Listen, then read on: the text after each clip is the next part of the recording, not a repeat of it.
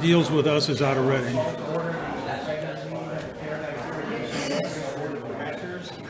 At 6:33 p.m. And now that we are called to order, you still working on the speaker? Those aren't. Not turn on there. He's on. He is on. Push the button. No, you have to hold it No, that's a, you're president, but they're not going to be on mine. Can't turn this one off, the light stays on. You just got it on there. Yeah, the light stays on, showing that you got the power there too. No, but I pushed the button down to see if I could turn it on. That was hot. We got it. Let me touch him again. It wasn't mine, I think it was over there. Well, you bumped. We need to put a. Yeah, maybe. It happened for the Do you think, oh, it does work, okay. All right, we're called to order. We're going to have the Pledge of Allegiance, please. If you'll stand with me. And I will lead us off. I pledge allegiance to the flag of the United States of America and to the republic for which it stands, one nation, under God, indivisible, with liberty and justice for all. Thank you. Roll call, please. Here. Here. Here. Here. Present. 4 here, 1 present again. Again. In regard to the consent calendar, does anybody have any items that they would like to have removed from the consent calendar? In that case, I will entertain a motion. I'll make a motion to approve the consent calendar as presented. I'll second that. And let's see, do we have nothing on there that requires a roll call? All those in favor say aye. Aye. Aye. Any opposed? None, thank you. We're going to move into public participation. This is the general public participation. If the public would like to address the board to anything that is not on the agenda, now is the time to do it. If any item that you want to speak to is on the agenda, then hang in there, wait, and when we get to that agenda item, there will be 2 opportunities for the public to speak at that time. So do we have anybody that wants to speak to items not on the agenda? At the last board meeting, I asked a question about why the lake was not a part of the general fund, and I never received an answer on that. I'd kind of like to go back to the old business and find out why the lake is something that has to be self-sustained and it's not a part of the system. Is there anything else? Can you answer that question? We don't necessarily need to answer your questions. Oh. You can have comments in public and you can ask us questions. We can take it up and ask or get answers perhaps, but we don't debate with the public. I'm not asking for debate, I'm asking for an answer. I don't have an answer for you. I can answer that. That's The board has never agreed to make it a profitable thing. It's always lost money. Why is it separate than like the treatment plant? Because the board decided several years ago to see what the finances of it was, so we started keeping the finances separate as a way of tracking it. And that's what we've done since then, is just track it, see where it's going, what it costs. okay. Well, now we're into debating this. Let's move on. Good. Any other public want to bring up anything that's not on the agenda? Okay. We have no old business. In regard to new business, we're going to go to item 5C, Processed Water Recycle Project, ACOM, additional scope of work. Manager Barber, would you introduce this for us, please? Yeah, I'll start it and then I'm going to let Jim chat a little bit. When we first embarked on this project and you got the original proposal, we as a staff thought this would be a pretty simple environmental process. negative declaration, we could get some help and deal with that pretty easily. But after we had a meeting with the state, who is hopefully going to finance this project at 2% or less interest rate, it was very clear to all of us that they are very particular about CEQA. It is federal money involved, so it's not just CEQA, it's CEQA plus. There's going to be a high level of scrutiny on the document, how the studies are done, and basically it is a bigger bite of the apple than staff is willing or think is appropriate to take. Jim, you got anything to add? Covered it real well. Well, no, that was really all the salient points here. And I have a second, one other thing I got to cover. We talked in there about trying to get a local firm to do some of the work, that will work in concert with AECOM. That's just my effort to try and keep work local as much as we can. They are not in a position at this point to, they don't have the resources to be able to do this work at a level they're comfortable with. So I do not have a local competitive bid for the items that they would have been able to do. There was 4 of them that they were asked to look at. How many firms did you talk to? Just the only one that's local in Chico. There's a couple in Red Bluff and Redding also are local. Well, to me, that's not any more local than Sacramento at that point. So when I think local, I think Butte County and trying to get Butte County. I just like the idea of having bids on these projects and not having them be an open checkbook. And so I think you could go to more trouble, George, or look at more avenues to actually get a bid on it from a local environmental group. That'd be the purview of the board. If they feel they want to direct me to do that, that will happen. Jim, did you have more information to clarify this? George covered the reason why this is here. There's a lot of dollar figures here, and I'd like to just point out that the $31,000 you see in there is for the biological, cultural, and noise studies.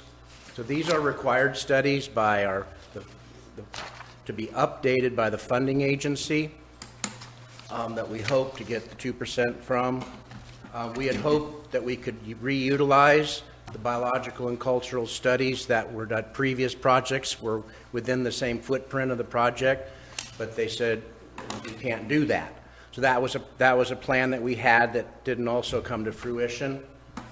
So that was the $31,000 of this. There's optional tasks in here that we may or may not have to do. So that was the $55,000 figure. We're going to find out if we'll have to come back to the board. We're not asking you for approval on that 55 tonight because we don't know if we have to do them or not. So we'll wait. So the incremental cost really is for AECOM to take the lead on the environmental services is the $87,000 figure. Yes, sir. Are you sure, Jim? It's not the 118? Which, no, we're asking, well, if you go to the next, see, we're asking for $87,000. Well, okay, now since we have Callaway Callaway is not going to be bid, it's $118,000, but that includes the cultural, biological, and noise studies. Yes. Just doesn't include the $55,000. No, it does not. Of That's items future. that we think we may not have to do. Right, we may or may Or not. may not, okay. Yes, Is that- yes, sir. Is that the optional part? The optional part that talks about wetlands? No, that's part of that particular project. Jeremy George can provide better description. We're actually would be relocating the ponds up to Magalia. Yeah, I'll cover that. AECOM is focused on the current project as far as a mechanical solution. I've asked them to do I'll call it a napkin evaluation, to at least kind of see where we're at of constructing new ponds at the Lake Ridge Circle property. It would not take all the space. We'd work in concert with Parks and Rec. They may even get some benefits from it. But if, in my estimation, if you have a pond that's constructed from scratch with some design thoughts in it, that may be a solution, because one of the things, if you go way back to the beginning, when Lee and Rowe started, the idea was just, let's fix the ponds and bring that water back to the treatment plant. Well, we had two issues. We had an NTU turbidity issue that we can't meet at all times. And the other is we have this excess water issue event that happens once, at most twice a year, that caused a 2 million gallon tank. So if you could build a pond that could take care of the issue of turbidity most of the time, when you exceeded turbidity, you could put controls in there to make that water go back to the headworks of the pond and start over again. That's an option. And then when you have these excess events, maybe we don't need a full-blown tank, because it only happens so often. We'd have to meet with regulatory agencies, get their input. If we assured this water didn't run off into water of the U.S., maybe we could apply it to the ground annually or dig a hole and store it in an unlined location. So it's just an idea at this point. We're looking at a quick evaluation so that, you know, is it half the money? Is it twice the money? It may get thrown out on that basis. Don't know, but I don't think, you know, we hate coming up with new ideas because we've really dug through this, but I thought it was one worth at least exploring a little bit. So that's what that is about. The wetland option should be, if nothing else, called constructed. But the thing is, we already considered this and turned it down as a board. This is not anything new. This was one of the alternatives you brought up besides the one for the recreational district's water or land, and this was the other one. And it was turned down because it was too expensive. It wasn't feasible to work. So that was reconstructing the existing ponds. That's different than what Well, this is. why can't we reconstruct the existing ponds on the other side of the lake where the ponds exist now? And it would be so much cheaper to do it there because gravity flows. You wouldn't have to put a pipeline across the Magalia Dam. You wouldn't have to go through basaltic rock. That's what, if you'd walk the property that we turned over to Parks and Rec, you'd find the edge of it toward the lake is basaltic, volcanic rock, and it's in layers. And on the top, well, no, I got time. Okay, and on top is the only place where there's decent soil on it. I've walked over it several times, taken pictures and everything else. And if you go over where the existing ponds are, there's plenty of deep soil. They're situated away from the serpentine rock. They're in good locations. There's plenty of room there to put anything you want in there. And when you feed the water back to the pond, it's a short haul. It's gravity fed. The pumping needs to putting water into those ponds is a great deal less. This business of Lake Ridge Circle ponds is financially not viable. It costs too much. It's not a sensible thing to do. I sort of question how you even came up with it. It's because we've talked about this at length in meetings. Bill, we've talked Is about, it time for me to answer? yes. We have not talked about this option at length in meetings. This is a new option. And I'm glad you can sit there and assume that it's very expensive. I can't. I went to engineering school. It's flat. It's much flatter than the other side. We're not talking about slopes. We're not talking about hillsides. It's farther away. It's a higher pumping elevation. It could be more expensive, but I can't I can't tell you that it is, and it could be less expensive. What do you think the grade is? The grade of the slope going down to the road around the Magalia Reservoir? I don't follow you. What's the grade of the slope going down to the road around Magalia Reservoir at that site? I'm not talking about putting them down in any slope that you're talking about, Where are you going to put them? top of the hill. Well, that's going to be right where the Botanical Gardens and the park goes, where we have an MOU with the Park and Recreation District, and they're counting on it. They've bought a road access. They're starting to pave the road into it. And there isn't anything flat up there of any extent, and then it goes down a 30% slope to the road. Well, we're getting beyond the scope of this explanation about what we're talking about. Because it's not, we're not making a decision to do that. You've got an optional decision to be made on that. That's part of this thing here in optional. I'd like to see the optional wetland delineation thing taken out. And how does this fit in with your optional wetlands that you're continuing to pursue? I think Andrea needs to explain Explain that what that particular is. technical aspect of this, Yes. please.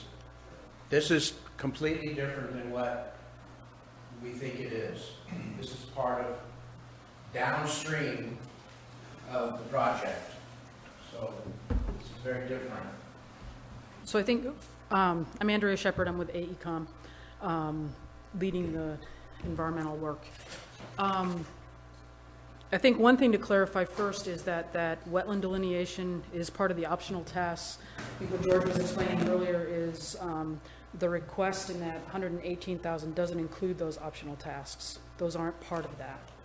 So, because those are things that the wetland delineation and the other items there are items that we don't know whether or not we're going to need until.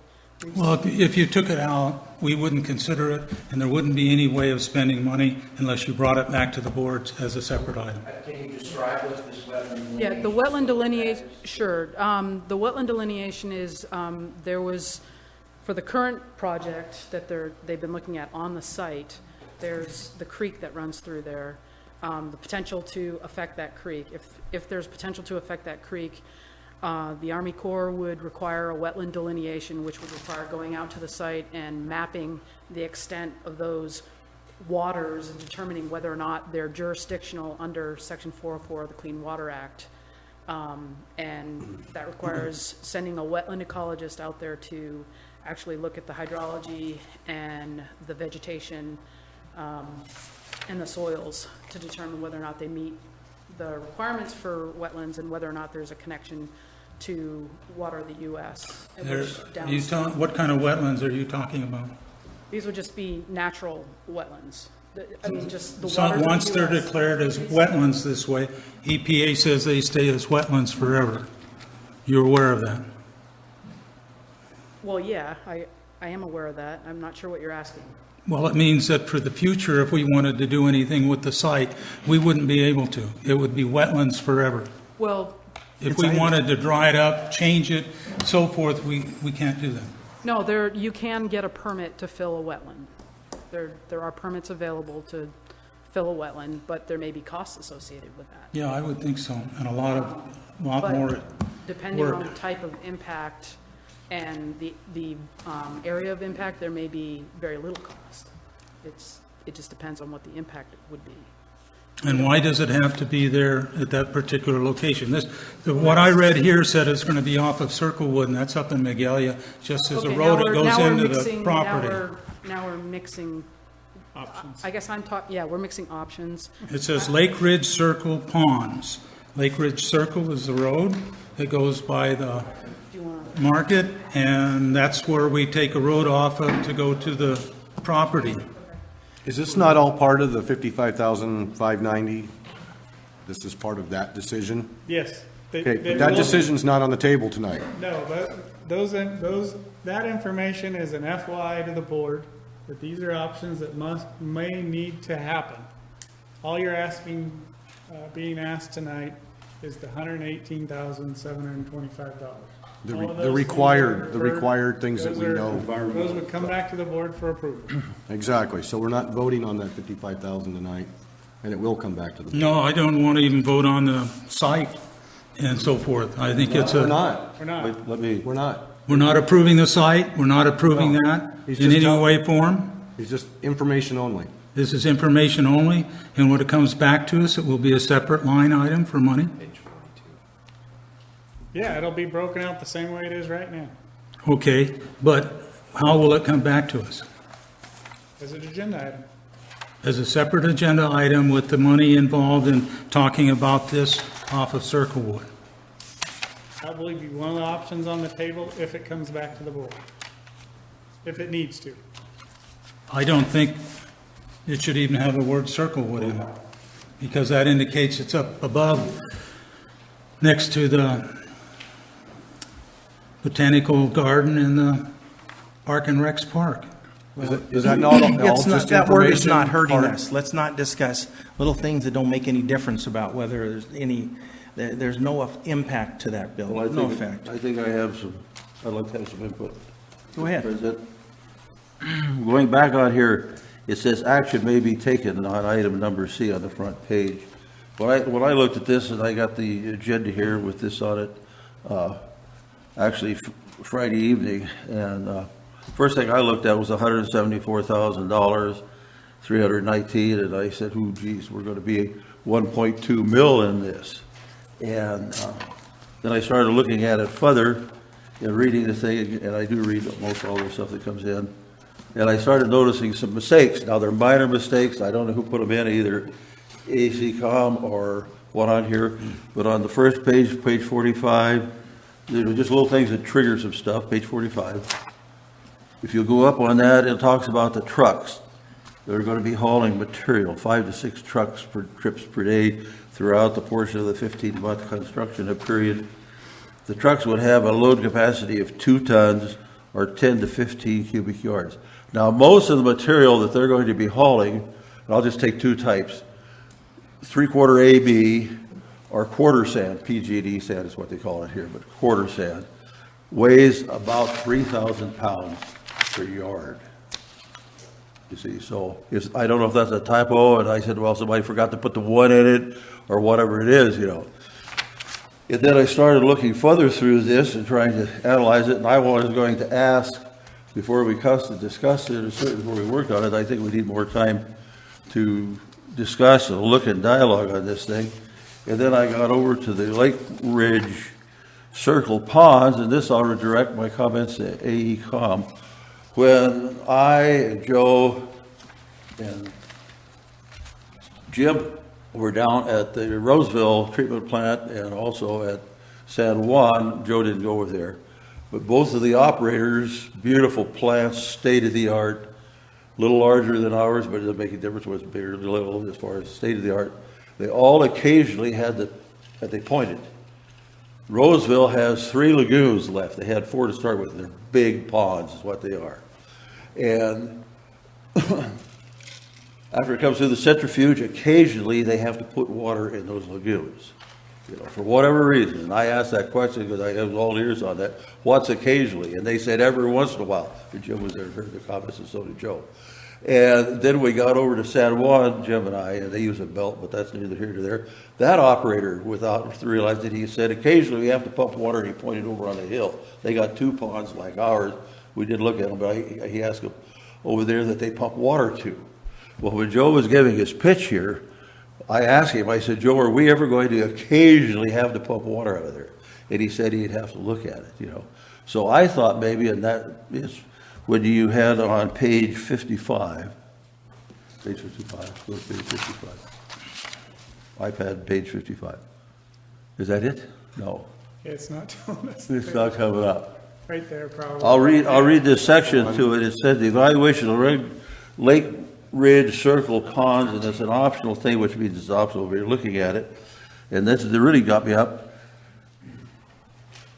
New sedimentation ponds that have to be much larger and all this type of thing. This project would be an alternative to constructing a mechanical treatment process to remove sediment. Now, if we remove the mechanical treatment process, that's the centrifuge, is that not right? That's what. Okay, see, so I said, hey, how about that? We're coming on to something like this. But anyway, and so I looked further and highlighted it on here, and then I went on further, and I'm glad that Tom's here, and the other young lady from AECom. Go to page 56. Page 56, please. And then we can bounce down through those. Let's go to 3. And it talks about the job description and finalized and team members and all kinds of stuff. And then the public comment on ISMND, an amended task order and budget augmentation may be prepared by whoever on here. Then we'll go down to 9. AECom can prepare a scope and cost estimate to provide the above services. And go down to 11. AECom can prepare a scope cost estimate to prepare these. And then there's another one, there's actually 2 more on that page. So I see we're just opening the thing up for all kinds of these. I'll open my board packet up on a Friday afternoon and gee willikers, there's another 100,000 that we need to spend, you see. And I asked Joe, and I think you, Tom, in here, that when we bid on this thing for $1 million, bid 1,138,000, remember? You said that would be all of it. Not how many trucks, whether they're 2 tons or, I'm sure that you're going to be hauling material like they did out here. I used to drive a gravel truck, okay? And you're going to be hauling 80,000 pounds we take it out of the valley, counting the weight of the truck. That's what you're going to be hauling, not 2 ton. But anyway, I think we really need to revisit this thing, George. Did Joe ever give that kind of report that occasionally we're going to have to dump water someplace else? I'm trying to be positive, you know. Yeah.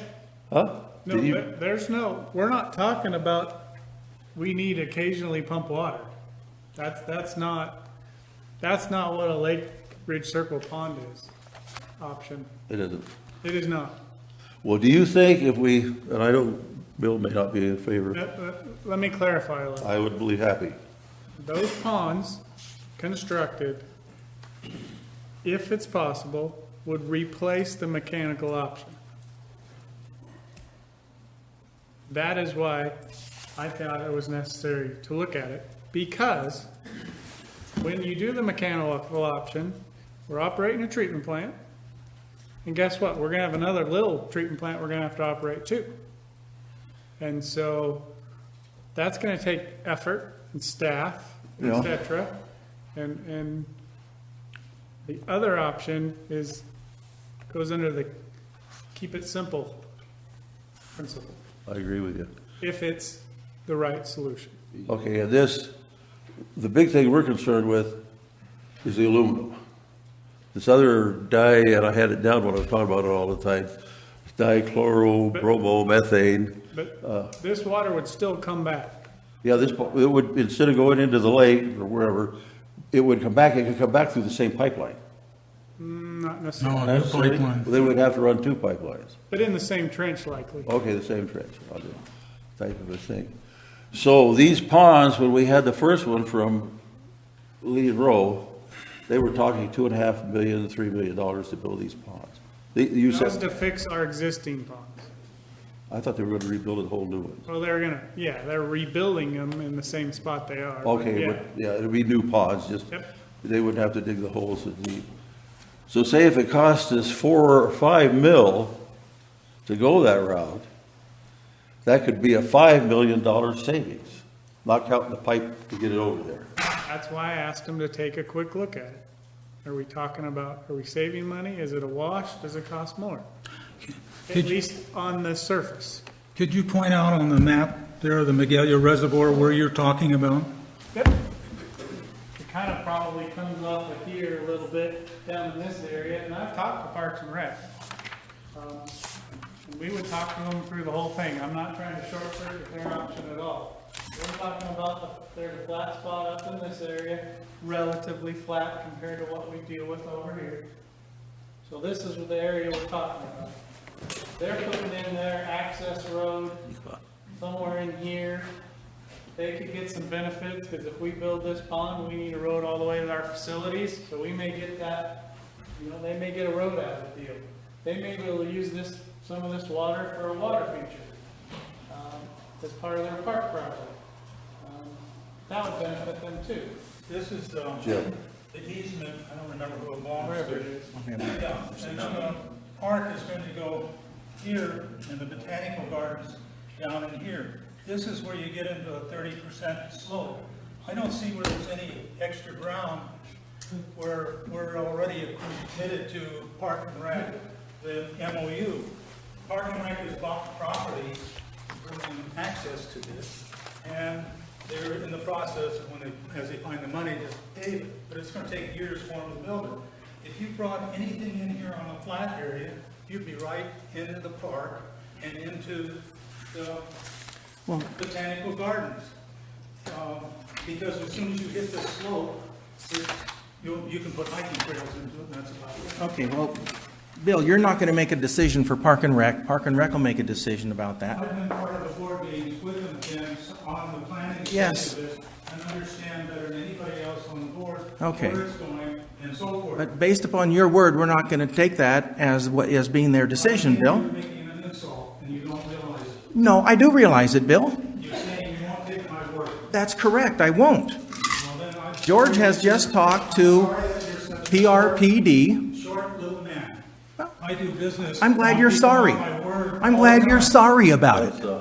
That's a royal insult where I come from. If PRPD agrees, if the park agrees to whatever plan may come up, then it's easy. If PRPD does not agree to it because of the commitment we've made, and they said, hey, we're really committed to building this park, then we can abandon this, even if it costs us more money. But the first thing to determine is there any benefit to it at all? Should we divert from the mechanical dewatering direction that we're taking? Every meeting, Bill, you say, yes, we should divert from the mechanical dewatering because I want my Babbling Brook water, pond of water out there, the wetlands that you keep harping on. So it's okay for you to continue harping on that after we've made a dewatering mechanical decision, but it's not okay for us to consider, and we're not even considering it yet, we're just getting where this is advice to the board about what it possibly might cost to go in there and take a thorough look at that. But first, George is going to do a short look at it to see if it looks like it makes sense. If it does, then he's going to come back and ask us to spend the money.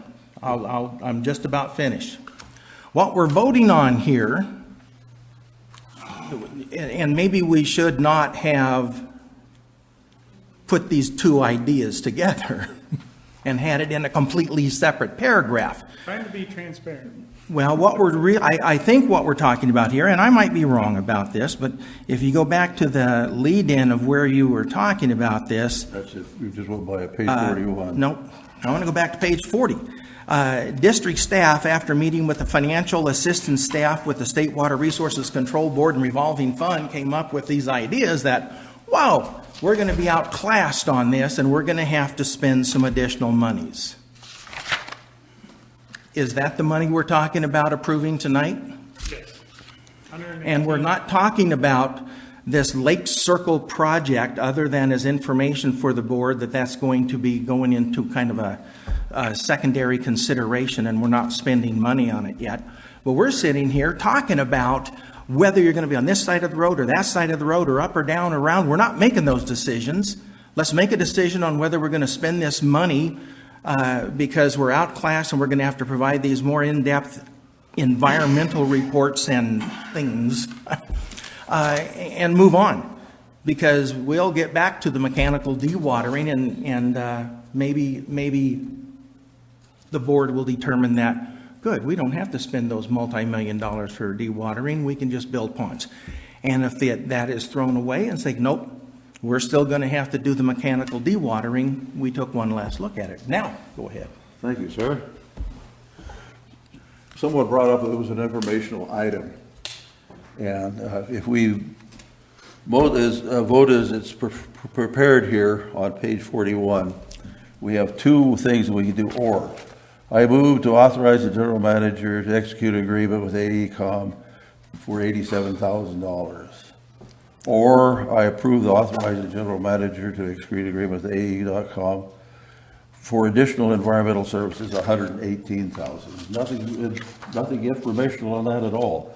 If we move those two, either one of those two, they got one for $87,000 and another one for $118,000. You do realize that the 118 is because they can't get Galloway Consulting to do that $31,000 portion. That's the difference between the two. Yeah, but it doesn't mean there were two. We would still be. It's going to be 118. We'd be 100. We'd commit another 118,000. Right, exactly. And I think really, and I thought this the minute I started reading it, I hit the 2 tons and then all of these things on the page here that we open ourselves up for a tremendous amount of other costs. I have complete faith in AECom. These two people sitting right here, the young lady that presented, and then Tom's the big cheese. I call him Big Cheese over here. He doesn't mind being called a big cheese. You know, to come back and say, I need another bunch of money to find out about any one of these 3 things, because we'd be agreeing to that. Right, Tom? Correct. See, correct. Project your voice. Correct. Correct. Put that in the minutes on here. So I really think, George, and I like this Lakewood thing, I really do, because there's a possibility of doing a bunch of things. Bill and I perhaps disagree on that, but I think we need further review on this. And how did we come up with a 2-ton truck? I've been wondering about that. The Lakeview review isn't a part of this 118,000. No, we're talking about 2 different things. I don't think you know what we're talking Yeah, about. I sure as hell do. And I'm being positive. Yes, apparently. Now, the 2,000 pounds, well, anyway. So they're going to be looking at sound levels and all of that on these different studies that we have, right? But that's not the Sound levels of the 118. road, and that's what you would be voting on. Environmental. It's in the 118. 118 is not this other 118, stuff. yeah. 118 is a combination of the 87 plus the. Kevin, go to 42. Right. That will separate out the delineation, et cetera. I'll give it a shot. The whole bit. But combined, they make it 25 acres for pedestrians walking on, and the Native Americans and all of that. So I really feel that we need to look further at this, and maybe next month. I just want to clarify for the board, if they look at your screen right now, see what I'm circling? That's what is part of the 118. So if you really want to know what part of the 118 is, that's it. 42. If you look below that, it says optional tasks. We're not asking for those tonight. Those are out. Don't even look at those anymore. Those are out. Just look at the 118 bullet points Has nothing to do with underneath here where I'm trucks or circling. If, Kevin, if we looked at the optionals, we'd be looking at 174,000. Right, but we're not looking at. We're those. not looking at the that. optionals, I realize Those that. options. But if we take this under further review, we could look at the whole package. Oh, yeah. If it's appropriate, you're going to see it. If you wanted, yeah, At this point, it's just an idea. Yeah. George doesn't even know if he's going to bring it back to the board if at some point Tom or whoever, Jim, they're all talking and says, this is not a feasible idea, this is not going to work, then we're not going to see that $55,000 conversation ever happen. No, but We're not going to see it That- happen if they don't if we think it vote- can happen. If we vote on page 41, please bring page 41 up again. If we vote for either one of those, when Tom and the young lady heads for Sacramento, they will have had the opportunity for George to execute either $118,000 or $87,000 package. No, there's, the 87 is part of the 118. You can't, Okay, either if they or. would have got a number from Galloway and Yeah. it said 31,000, then it would have added up to 118. The Since only Galloway thing, doesn't want to do it, then we would most likely be voting So on really, 118,000. the first- That's what Tom said. the We'd first be- motion is pretty much null and void. You can scratch that one out. It was in there. Okay, I agree with you now. But since then, Galloway has said they can't do it, correct? Yeah. Yes. So we, So I'm going to move approval to authorize the general manager to execute an agreement amendment with AECom Technical Service Incorporated for additional environmental services at a cost not to exceed $118,725, with AECom doing the 3 required studies. What are the 3 I'll required second the studies? motion. okay. The What three are the required three studies required? are on page, I got one more comment, Mr. President, that'll be my last. Well, there'll be more, but There'll be more to. No, not on this item. maybe. I want the audience to know, the world to know that I have complete faith in AECom. I don't think you people are doing anything that you shouldn't be or try to pull the wool over our eyes, little farmer's turn, okay? So I want you folks to know that. They're an extremely reputable company, one of the largest in the world. They just merged or bought out another company that's the same way. But I think as a viable board member, we need to look at this further before we act on it, so that's why I'm gonna vote no. It has nothing to do with the AECom. but we're not looking at the other part that you want to look further at. I'm not talking about the other part, I'm talking about what you're moving for $118,000. Yeah, so that's Doug's opinion. There was a question on the other studies, the one that Galloway couldn't, and that is bullet point number 2 on your screen.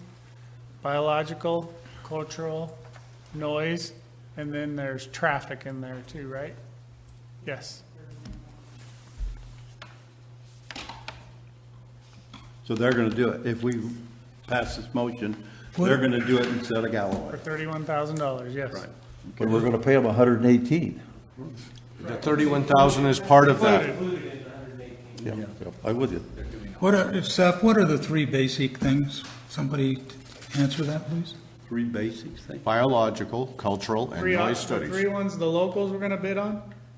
No, Seth said something about there's 3 things, and I'm going, I read this thing, and I don't see 3 things, and I'm going, Is it not enlighten me. What Galloway was Three. going to do. If you But then look at the now- screen, the base tasks, that is what we're talking about. But there's more than 3. Bullet points. The 31,000, what was the 31,000? What were the points, bullet tasks? points for the 31? 31,000 is bullet point number 2, 2, plus traffic, biological, cultural, noise, and noise, field. but there was traffic also, Yes, okay, traffic was the 4th one. yes. Okay. So it's included in on it. What is the ISMND? Initial study, it's initial study mitigated negative declaration. That's a Oh, type of okay. environmental document.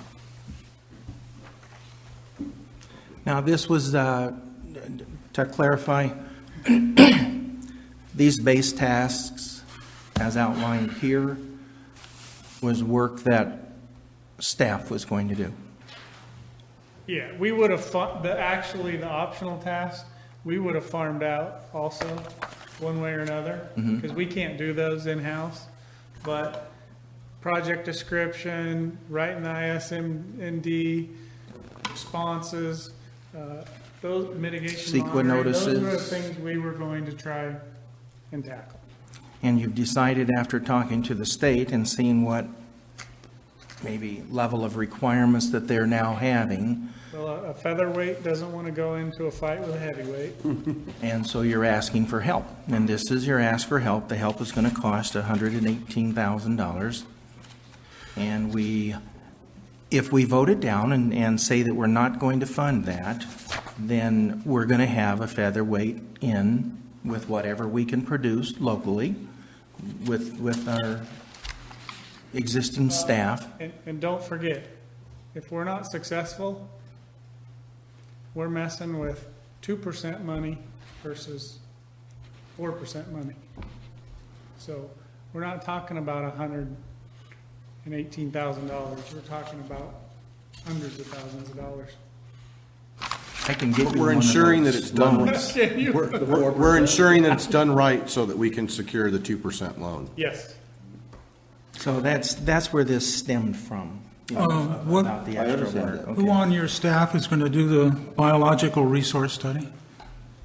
We have biologists on staff in-house that would be better. The last time I looked, you had a landscaper with that did you don't have it listed anymore, but that, when we first started talking to you, you had a landscape guy who did your biology wetland studies. Who do you have now? Are they in here? We have had, and we do have There's a biologists, spreadsheet. lab biologists, botanists. That one? That got names? That one. There you go. You do have all those people? It's right there. confusing there is that Aisha William Chapman was identified in that document, our proposal Right. as a qualified wetland designer. You know, a restoration guy. Yeah, he's a restoration, landscape restoration. He's a wizard at this thing. He's not a biologist. No, that's what I remember, that it wasn't, and then it says here that you have the biological resources, and I'm going, well, who are they? Cindy Davis. We have a number of people who go out and actually do these wetland delineations. They have the skill set and they have been certified by the right people to have their works accepted by Corps when they do the delineation. The Corps will back out and actually validate it. They'll verify that it's been done, but they won't even accept it from someone who isn't certified. Okay, oh, you mean the government won't accept it? It's, yeah, the feds are always interesting because they do everything exactly by the law and the rules, and you can't bend a thing. You just have to go along, or they just say, nope, that's it, okay. Thank you. Any more questions of the staff from board members or comments to make from the board members? I'd like to make one comment. Yes. Have you ever studied any of the wetlands material I've given to you as a board member? You said you didn't want to read it, you didn't want to be informed. Have you ever studied anything since then? No, I have not. I'm not interested in that. Okay, Bill. so you're the most ignorant board member here. There you go, Bill, for a wetland. Yeah, and in times you spoke out very vigorously against wetlands and made Only- all sorts of claims Only in that you didn't know what you were counteracting- talking about. Only in counteracting your blanket statements that the wetlands is more or less expensive. Well, we're how gonna would you save know? million, but you said it. Yes, and it's in the You documents said that it. I gave it to you that said that. Anyhow, It was you're written off down track by now. the country. We're going to ask the public if the public would have any questions or comments in regard to this particular item, which is the process water recycle project. If you do, now is your opportunity to talk. And just so the public knows, I explained this last time. Many of the same people are here at the last meeting, so just real quickly, you'll have an opportunity to talk now. I'm going to limit the public participation to 3 minutes per person, and I'm going to limit it to a 18-minute aggregate total. The reason being is we're going to be here until past midnight if we don't do that. So hopefully, just keep in mind, you got 3 minutes to do it. And to help with that, I have a 3-minute timer and I have a 5-minute timer. Because sometimes we aren't going to have that. So you can speak now, you can tell us your comments. Do not ask questions directly of the staff. You can tell us your questions, you can tell us your comments, and then we'll move on. So your name, and are you a member, are you a resident of the PID area, the service area? 74, and my name's Roy Spate, and about 30 seconds here. I think this would be, put the town on the map, this wetland business, not a bad idea. Secondly, people would come from Chico State, and I'm sure people have already said this before, and Butte College and other schools for the science and biology. Excuse me, are you talking about wetlands? Yeah, I'm talking about the wetlands. Okay, that's not the topic under discussion. Oh, I'm sorry, excuse me. That was my mistake. Do you guys understand this? The wetlands thing was brought up here. What we're talking about in this term of, what do you call it, a wetland delineation? Yeah. Okay. That's not talking about putting in a wetlands. That's talking about determining what's already there. The motion on the table does not include any wetland delineation. Correct. Oh, it doesn't? No. It's an optional task. Oh, That's the okay, that's the $55,000. opposite. Thank you. So we're not even talking about that aspect.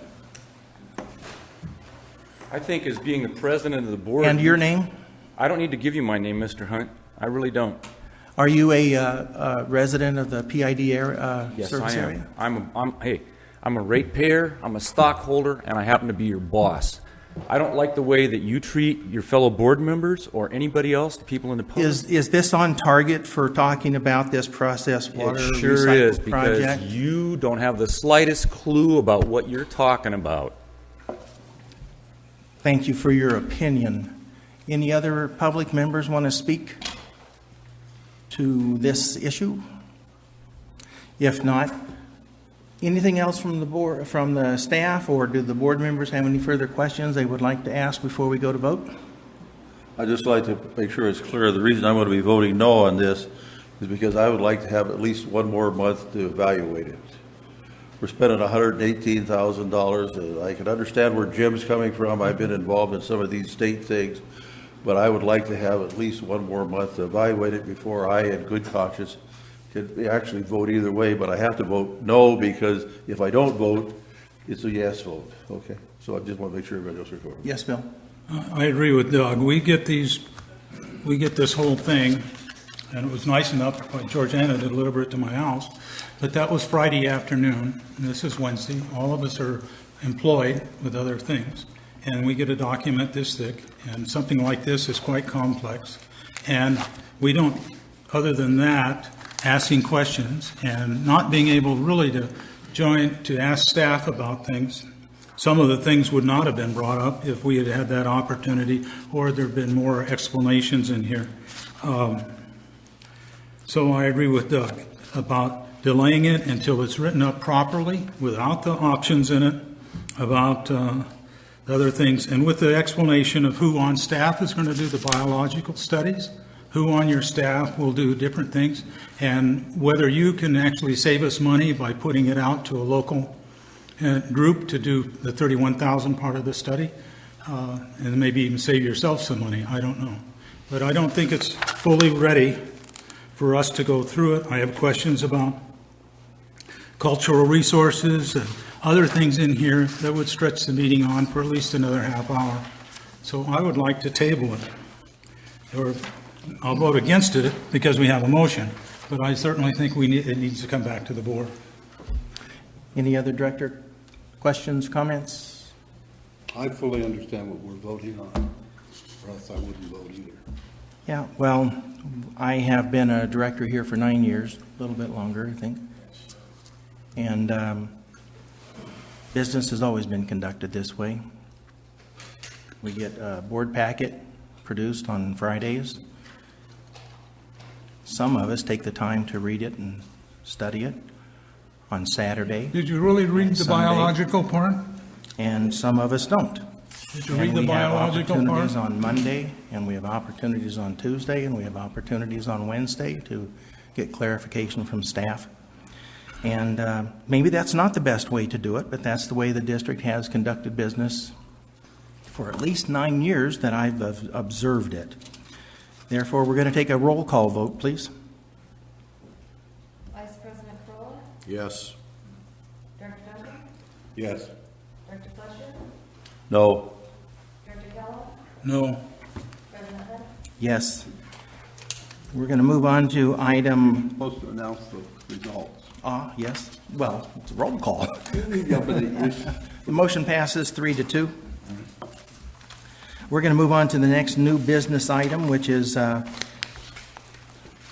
PID recreation rules and regulations and fees. I'm going to ask Manager Barber to introduce this in just a moment.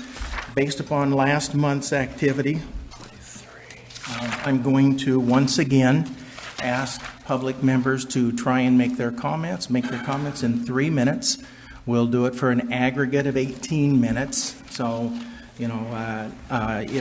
if somebody gets up and says a point and you want to get up and say the exact same thing, just remember it's going to be kind of wasting time. We'll see if various public members might have differing ideas that they would like to bring up. But we'll time it and move into this situation to where we can get through it. Manager Barber. So you have the written report, and this has gone to the Lake Committee. I do have one change that comes from staff, and it's regards to closing the lake for the Kids Fishing Day event. I put in the rules the week before the event because we get fish plants and we like to let the fish calm down before the event. And after discussion with staff, we also have a week after the event historically that the lake is still closed. And we hold a special event for donors of a certain level and some raffle ticket holders to have an exclusive experience on the lake on the Wednesday between Kids Fishing Day and when we used to have opening day. So when you make the motion, we're requesting that instead of, let me find where it is, instead of, Page 25. Paradise Lake is open from 5 a.m. to sunset. so I'd put in there 1 week before Kids Fishing Day event in April, and my recommendation is that and 1 week statement be changed to 2 weeks prior to the last Saturday in April. Is that right, Greg? That would cover the week before the fishing day event and the week after, and we wouldn't have to expect our customers to know when that is. If we state it as 2 weeks prior to the last Saturday in April, that covers us. Yes? Actually, it turns out to be about that, because we're going to be posting the Monday before Kids Fishing Day. That Kids Fishing Day is on Saturday, and we're going to remain closed until next Friday. Okay. That, So 11 days prior to, this year it'll be 11 days. It could be 12 days, some years it could be 10 days, some years it could be all over the place. So we better change the wording. 2 weeks is consistent. Yeah, let's- In those 3 or 4 days, they can decide whether they want to run people off or not. Okay. Or we'll close the gates or not. How's that? right. Now, that week before is when we'd most likely have the fish delivered. Yes. That week after would give them time to disperse or whatever they're going to do. So other than that, there's 2 issues on the table. One is rates and fees, and the other is rules to accommodate being open all year round. These have been through legal for review, so some of these revisions are kind of updating the language to make it a little better than it used to be. I'll remind you that the Recreation Committee did review the rate structure by, I think it was a 9-1 vote. They recommended making no changes this year, and the board member committee members were 1-1 as far as keeping the fees the same for this year. Last point to make is there needs to be consideration for when these become effective. As you'll see in the next agenda item, we're still working on getting the second staff member through the process and on board. So I would recommend not making them effective other than the fee structure until the earliest March 1st. Well, could we, Do we need to word that in the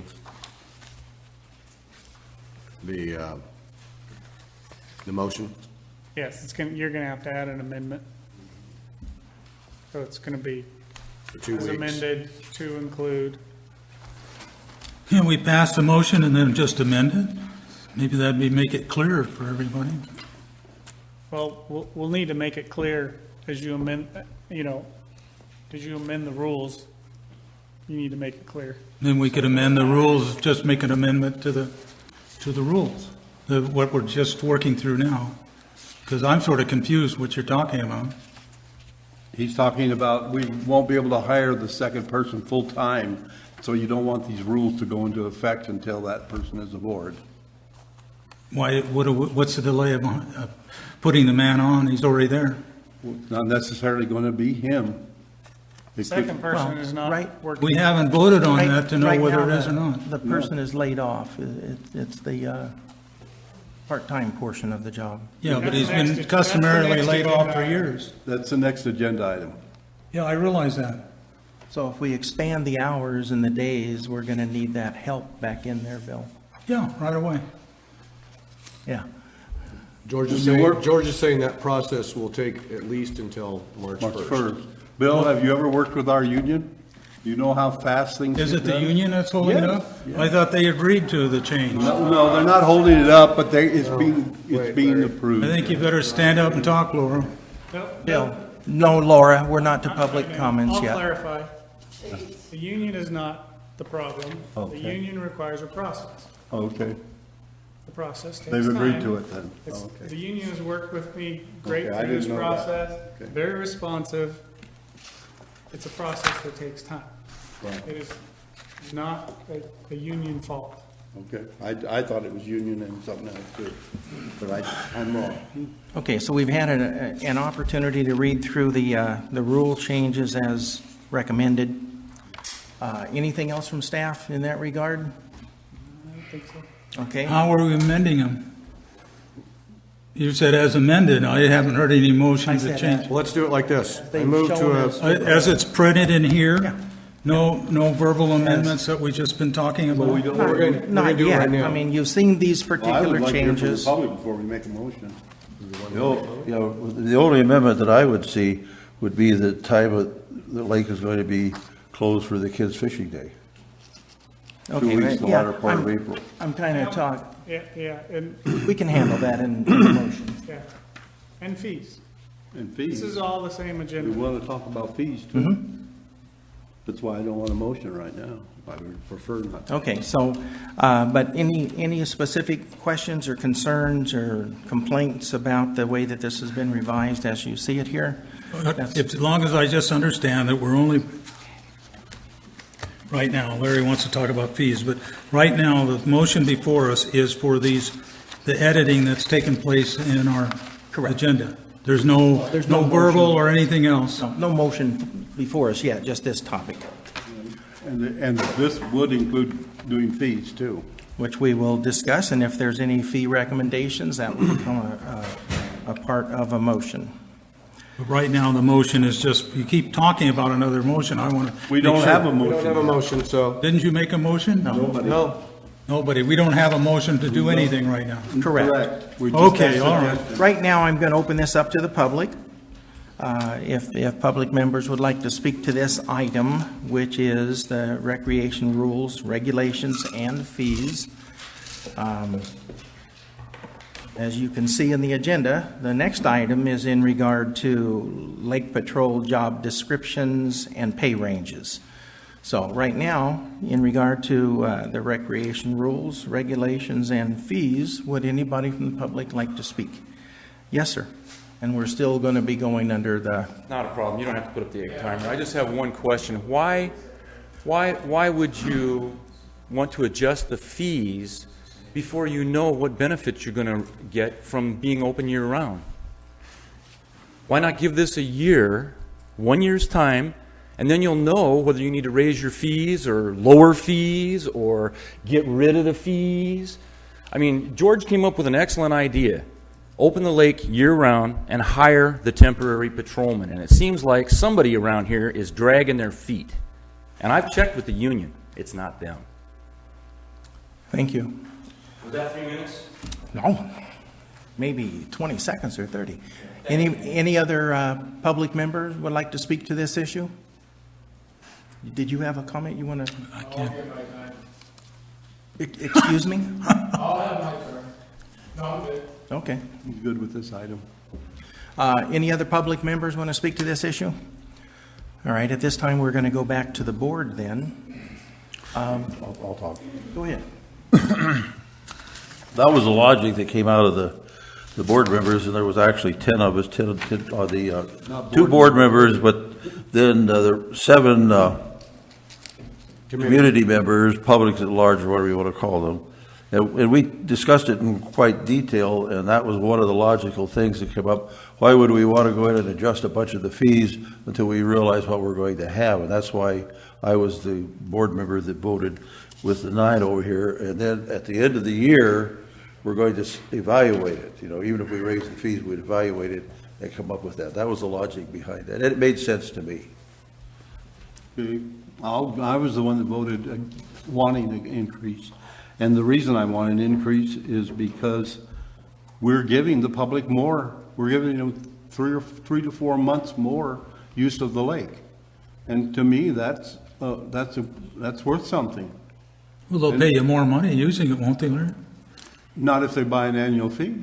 Oh, I see. Okay, annual fee, but if they, I'm not talking about daily, I'm talking about annual fees. oh, annual See, fees so you want to raise. If you look in your business, if I order seeds from you and then I say, hey, I want 30% more, are you gonna charge me more money? Yeah. Yeah, well. I asked for that's cash where I'm up front, coming too. from. That's where I'm coming from. We're giving the public, and not necessarily ratepayers, something extra, and to me, it's only fair to charge them for it. But you only want to raise the one fee then? Well, No, and that hasn't been brought up yet. Yeah, well, I'm thinking in terms of just raising the annual fee, correct? That's what he was thinking, yeah. Yeah, annual fee, Because okay. the other one, we don't know what Well, here, I'm gonna give you one reason why I feel, in opposition to yours and in opposition to a public comment there about why do it, wait around for a year.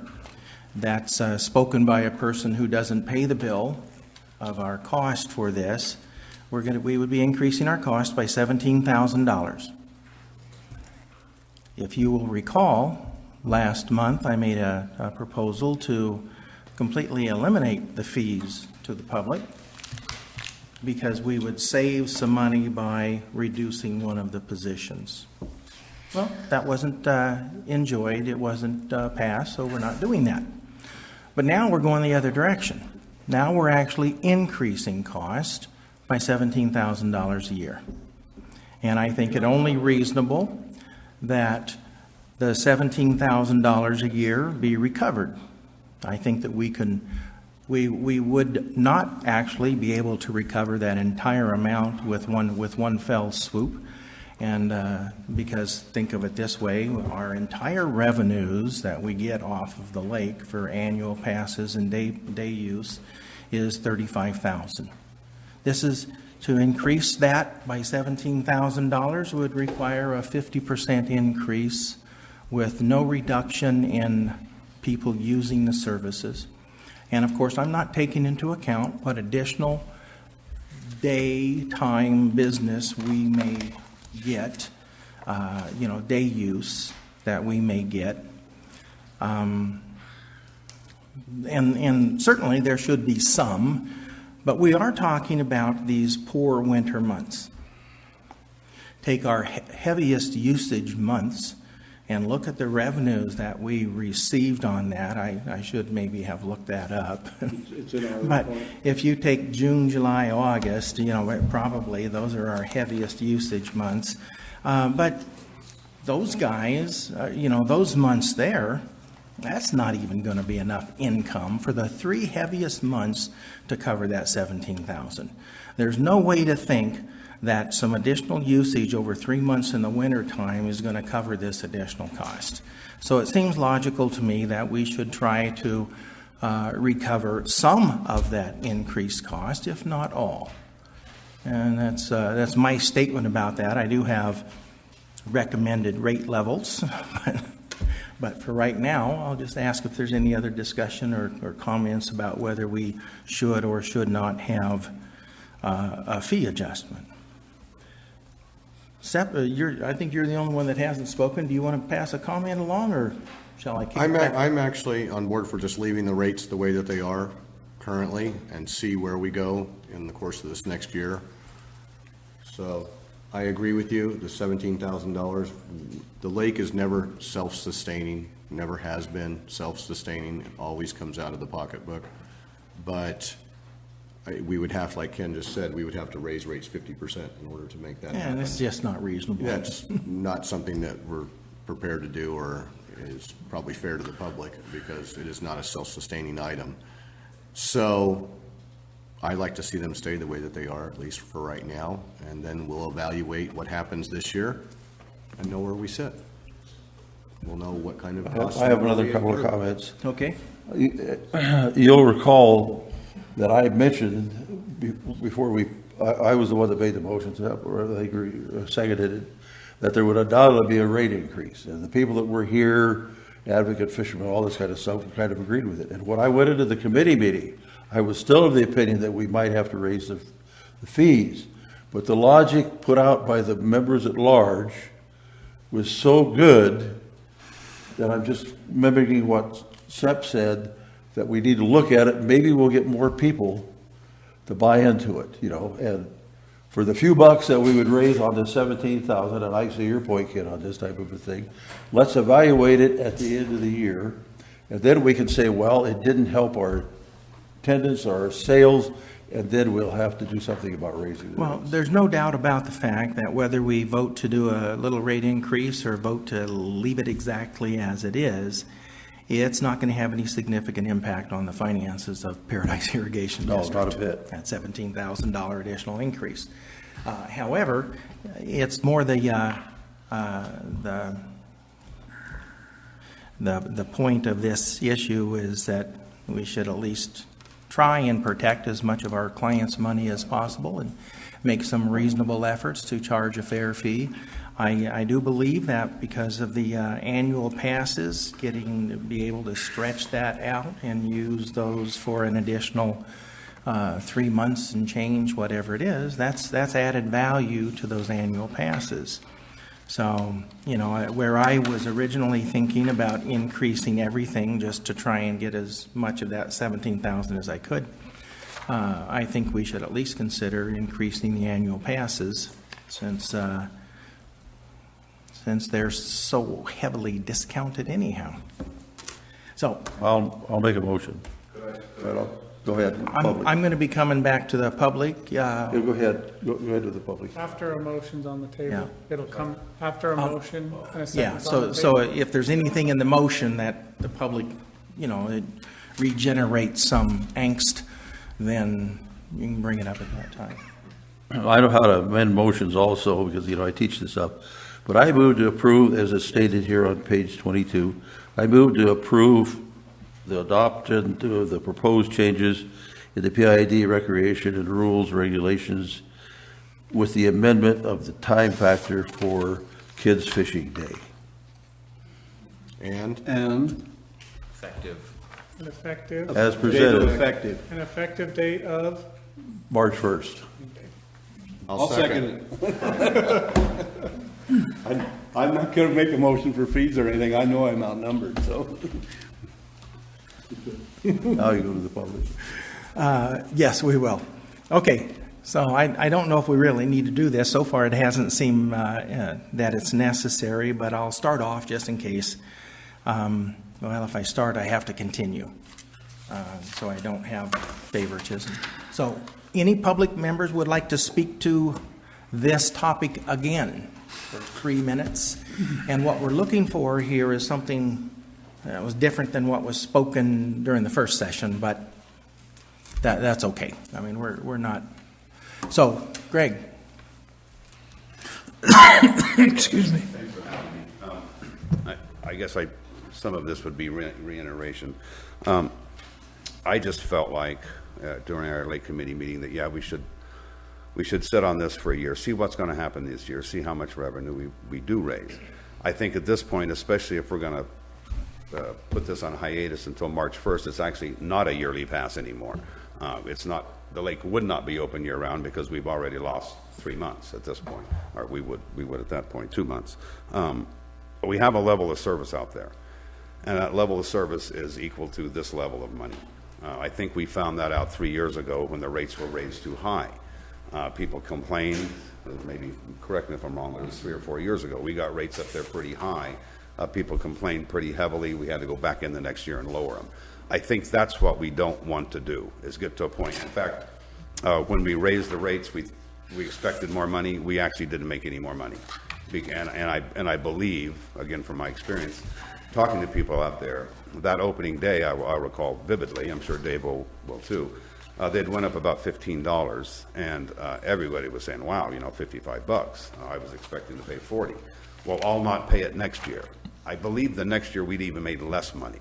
So there's a place there where we often, and when I say level of service, we don't have power boats, we don't have swimming, we don't have the things that, let's say, Lake Oroville have.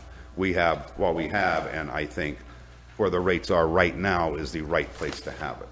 Again, at the end of the year, we can discuss, and I think that's, it will also give us time, the patrol staff, to prepare people. Hey, next year, if we're going to be open year-round calendar-wise, we may see a, $5 increase, in the yearlies. For instance, for kayaks, if we went up $5 on those passes, it's $60 right now for a couple to park for the year and to have 2 kayaks. That would make it $75. That's starting to be in that level where people go, wow, I just can't pay that. How do you go from 60 to 75? Well, if we raise all the, if the season or yearly passes all went up $5, that's what it would be. $5 per boat. I'm assuming that's what we were talking about. I thought we put them in to get, it's a parking. Well, we have a combination, and again, I don't pretend to guess what anyone would want to raise it to, but if we raised every seasonal pass $5, that would be a $15 increase for those folks, or at least a minimum of $10. And then, instead of 60, it becomes $70, $75. That's a little bit more difficult for people to pay than the 60 that they're paying right now. So anyway, that's all I have to say. Thank you. Just as a comment, I'm looking at the revenue, and our revenue at the lake has not gone down since 2009. It's gone up every year. Well, that one year that we raised the rates, it actually went up a few dollars, so we didn't make any extra money by charging much more dollars, because we have less people to pay. Kevin, you might want to display that graph up here, please. Any other public comments? Yes, Lauren?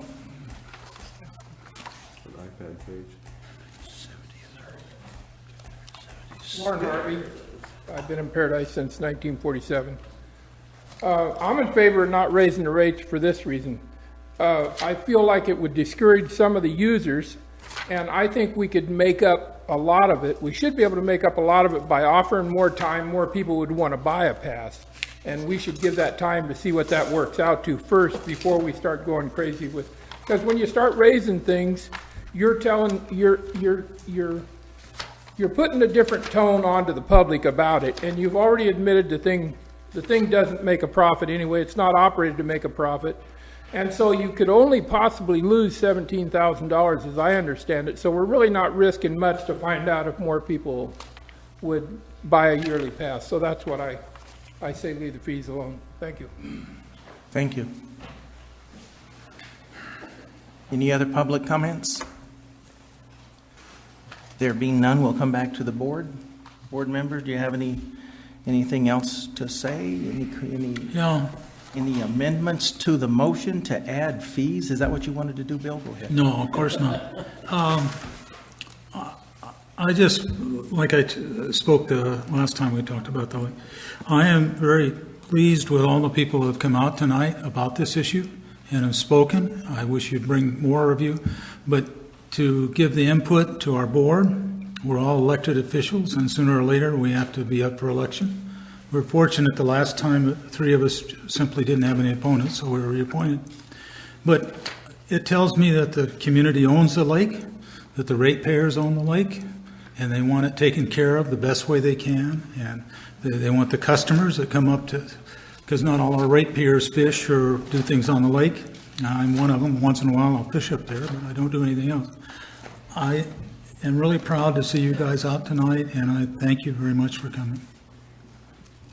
Okay, I'm not sure that was on point. It sounded more like a political statement, but we'll move on. All right. There being no other comments, we're going to ask for a vote. All those in favor, say aye. Aye. All those opposed? 1. The motion passes 4-1. We're now going to move to item 5B, PID Lake Patrol job description and pay range. We're going to treat this one just like we did the last one, so we're kind of getting down into a pattern. We will see. Manager Barber, please. Yes, sir. I will take another option to clarify that the union is not dragging this out. Good. Glad to hear it. They've worked with us well through this process. It is the process, and it takes time. So you have before you 2 job descriptions. We've met with the union on the job descriptions and the whole issue at hand. The best way I can clarify at this point is the union has okay with the job descriptions as they are written. I don't have an opinion from the union, unless they're going to bring it tonight, on the change in range. And I don't have an opinion from the union, or I certainly don't have agreement, put it that way, the union, on how I see to proceed with this. On the hiring process. On the hiring process. I have a job to do. I'm the general manager of the district.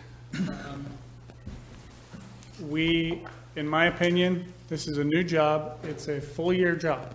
This is not a statement on the person that was seasonal.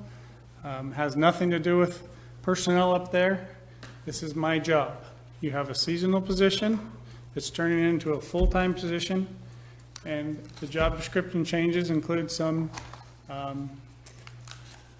efforts at trying to capture what I would like to see in the position accomplish in those winter months, which is more maintenance functions, repair functions, those kind of things.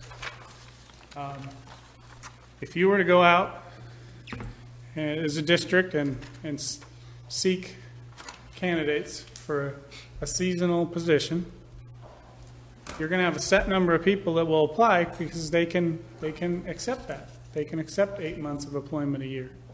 That's their personal decision.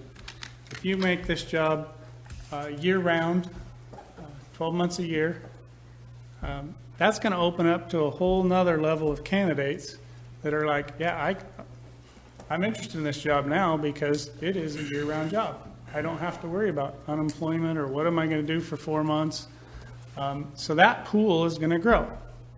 And I feel it's my job as the district manager to make sure that when we employ a new position, we get the best available candidate out there. Dave is certainly encouraged to apply for this position.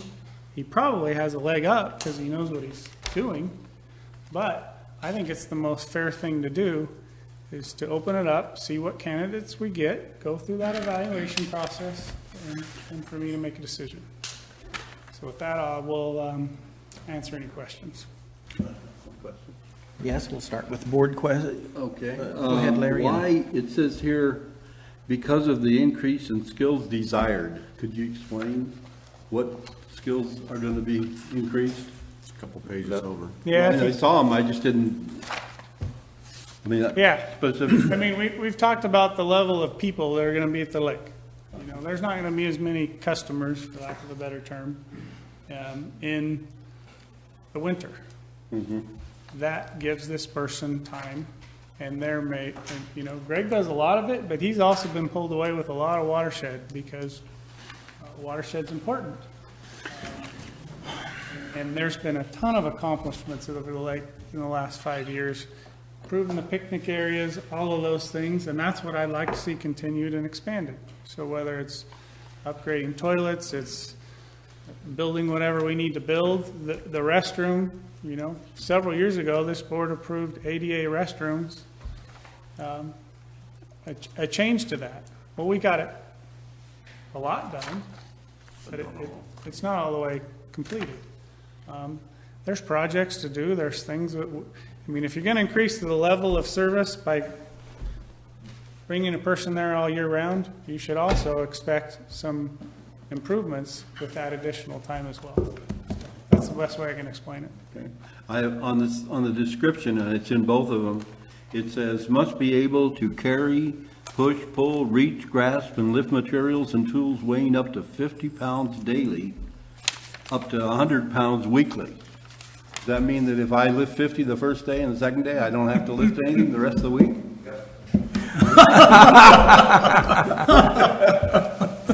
I don't understand the 100 pounds weekly. I think it means once a week you might have to lift 100 pounds. Oh, okay. It's not a regular occurrence. It's not a regular Oh, occurrence. okay, okay. We might want to consider fixing those words.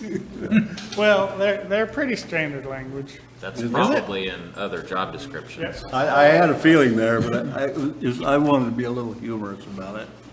That's all I. What? I think you use a little humor with it. Right. Yeah. They also. That's bad, some of the parliament is I've seen that on television. Right. The other thing is, this pays a whole lot more than a director. I might resign and apply for this job. Still too old. I'm too old. There may be a fist fight going from back there. No, I'm jesting. I know, I've reached my maturity. I have a couple. Bill was okay. first.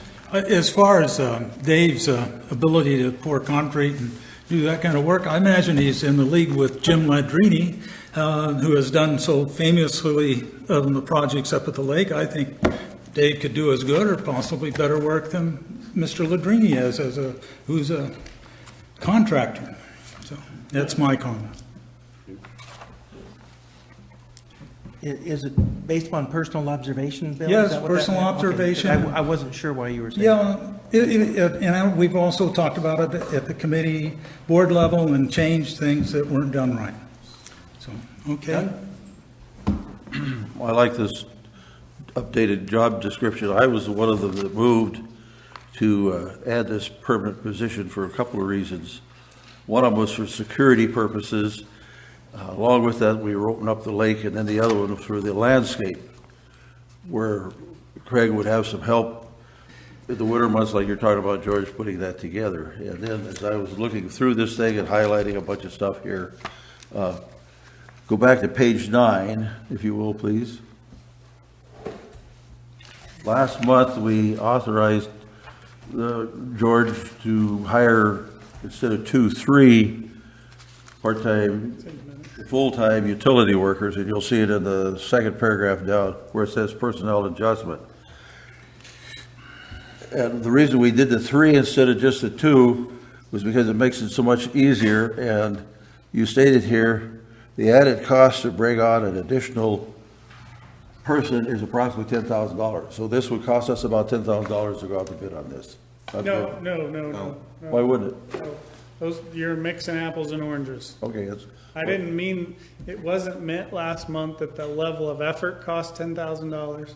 It was bringing the extra person on when we had somebody on workers' compensation is going to cost the district the $10,000.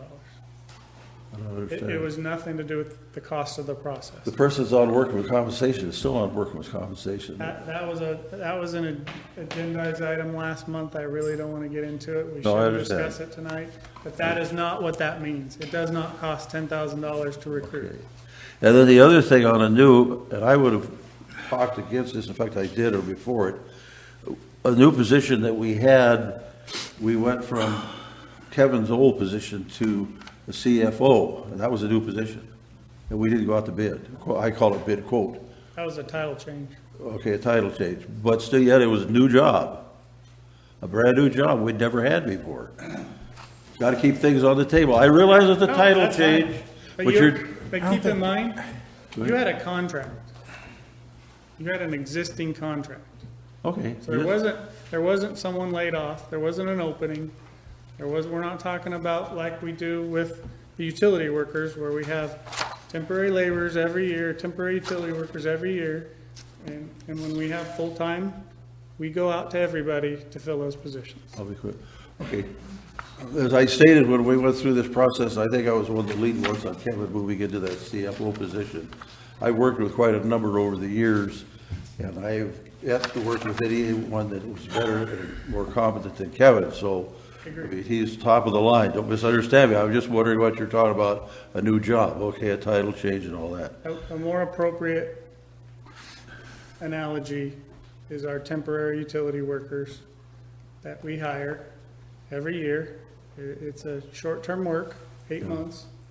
And when we bring on full-time, our general rule of practice is advertising.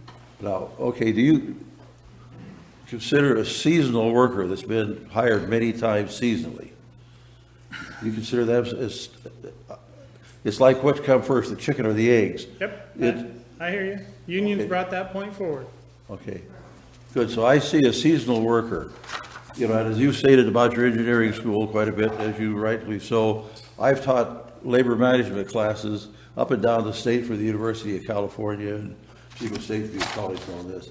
And so what I really believe for operations that I've watched up and down the state, both ag and construction, is if you have a hiring practice that moves people up that are on a position, whether they're temporary or seasonal, you have a more higher morale and a better working force. And I can take you right out here in the valley and show you some of those right now. That's the same thing. So that's why That's the union's argument. I think we should, I agree with the union that they expressed the opinion that we should go with Dave for this position. Can I That's just clarify? my thought. Can I clarify a couple things? Sure can, I- as far as I'm concerned. I work for you. So, yes, you can give direction in this as to how we hire somebody, of course. I want to make some specific points that are, they have a couple issues related to them. You as a board have invested with me the authority to hire and fire. So I'm going to have a problem with any motion that directs me to hire him. Okay. But I am open to a board direction that distinguishes between directing me to advertise within the district or both within and without the district and outside the district. Two different things. I understand. Because this is, let me just clarify, this is a full-time, year-long position with full benefits. So if the board directed me to give it to him, there could be someone that works in another part of this representation that would like to move from that position to this position. I have to consider that. You're 100% correct in that. So I wouldn't tell you anything to do as far as your hiring and firing, George. You don't want to mention it. But I'm In I was fact, I opened clarifying because your motion included his name in it. I wasn't or going to make that you're kind of a leading to- motion. To that motion. So I would think that we would want to open it up within our organization for someone that would come on. And I can show you several things I've been involved with. in If that's You the know, direction. instead of going out, we would open it up within PID. That's the board's direction, I will follow it. Bill, did you want to say something? Yeah, Dave is very experienced. He's worked this job for many years. I've seen him up the lake in action. I don't know why we're even considering putting the job out. I don't know why George is considering even putting it out. I don't think there's any other situation like this in the whole district. The employee staff and so forth, I am not aware of anything in the field staff. And there you have a different organization or the water treatment plant. I'm just aware of this one thing at the lake, and we have one uniquely well-trained person. He is known by the public. Our customers come and know him by name, and he has an excellent reputation in the community.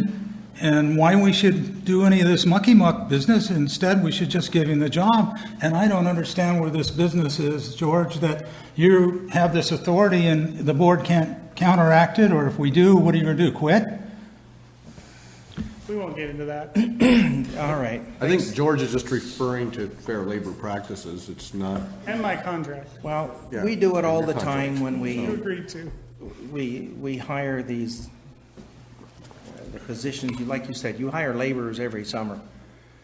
They work for 6 months or 8 months. 8 months. And they're laid off. And there's no right for them to move into a full-time job when it becomes available. It appears to me that every time one of those jobs has come available that one of these people is kind of qualified for and can move into, they apply for the job just as the general public applies for the job. We have a history of doing that, and then we make our decision. Aren't So those temporary positions? we're not to the public yet. But aren't those temporary positions? They're all temporary positions. Yours too, Ken. Any other questions by board members? Yeah, I did. Is it okay with Greg that we call you a senior lake patrolman now? A lot worse. A lot worse, okay. My daughter. Oh, okay. All right. Anything else? Do we have a motion? We do not have a motion. Let's see. We have not gone to the public on this yet. No. Have we or not? I don't know. I'm kind of confused now. But anyhow, I know that we're going to have a public comment now. Would you like to get up and give it? No, I'm just So you're talking about people that are, hired for 6 months or whatever. Those are temporary positions, and they do get laid off, and they do not have benefits. The seasonal lake position job is a permanent position that has benefits. Just permanent temporary or permanent part-time? It's not temporary. Up to It's this point, seasonal. yeah. It's a seasonal permanent position, just so you know. And Okay. I thought it was clarified in earlier board meetings that the lake was never meant to sustain itself by the fees. And you keep bringing that up, that you're losing money, the $17,000 that this is going to take. Well, it's been established in previous board meetings that this lake is not sustained by just the fees, just so you know that. Okay. Thank you for your comment. Any other public member? My name is Bernard Shannock. I've been here a long time and annoy many people, and I don't care. But I would want to say that I've known Dave for many years, and I've known many of the preceding temporary permanent people, and he is one of the best. And I know George knows this, but I'll reiterate it, that he is capable of doing all of the required jobs that PID needs him to do. I just want to let you know, I know you don't like to hear it, and you're the boss and you're right, and you have to advertise it, but I just want to put that little plug in for him. He is very conscientious, and believe you me, you couldn't get a better guy if you tried. Thank you. Now let's vote. Oh, no, you got a few more people that want to talk. Yeah. I'm Laura Capra. Sheila wasn't unable to be here from the union, but she went ahead and gave us some input as to, especially whenever the seasonal lake position is referred to as a temporary position. It is a permanent position. That person did a probation, and he's been on permanent for 3 years. It can take an employee 15 years before they get actually permanent in some companies. Not here, luckily. But this position, he is permanent. He has benefits. He has been here for 3 years, and he has been very dedicated. This position is no different than what is being offered currently. Thank you. This person back in the corner, please. So technically, these people you hire seasonally, is it the same people come back every year? You hire the same guys every year for your temporary? I don't know. I think we can probably assume that some are and some are not, because I've seen them, This guy here, personal experience they go through. Person myself, but you hire him every time, right? For the last 5 years, 4 years? Well, that'd be my point. I think there's just a small difference between people that show up from time, some guys show up this year, some guys show up next year for the temporary job, and somebody that's hired every year. Thank you. Go ahead, sir. Just so this gets on the video, I'd like to know how much all of this rigmarole is costing us, the ratepayers. Trying to find somebody to replace Dave, who's a well-qualified person for the lake. You also screwed up in the point that you could have immediately, January 1st, opened the lake year-round, and you could have started collecting fees right then and there, January 1st, for the lake annually. Now you have to prorate it. No, you're not going to prorate it? You're going to charge customers a full yearly fee from March 1st until December? That was decided when we did it. That Oh, it that's would be the a- rate. Oh, people would That's go to all the right. lake already. We'll- But I'm not really figuring I'm going to get any answers anyway, because you've already proven the fact that you don't give answers. But it is costing us money, is it not, George? It is not, you don't Have you ask- consulted with you your don't lawyer? go to the board, you don't go to the Lawyer's over staff. here. This is the So CFO. if you'd like to ask us questions. Have you been consulting with our lawyer here? Have you had expenses due to this? I mean, it costs money, obviously, to advertise for people, right? I'm So- very happy to hear that you're finally concerned about us spending the public's money. Yes, I'm concerned about you frivolously spending the public's money. Thank you for your opinion. Thank you for your attitude. I've got more. Good. Yes?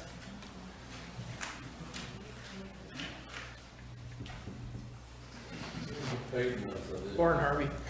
I don't want to beat a dead hog.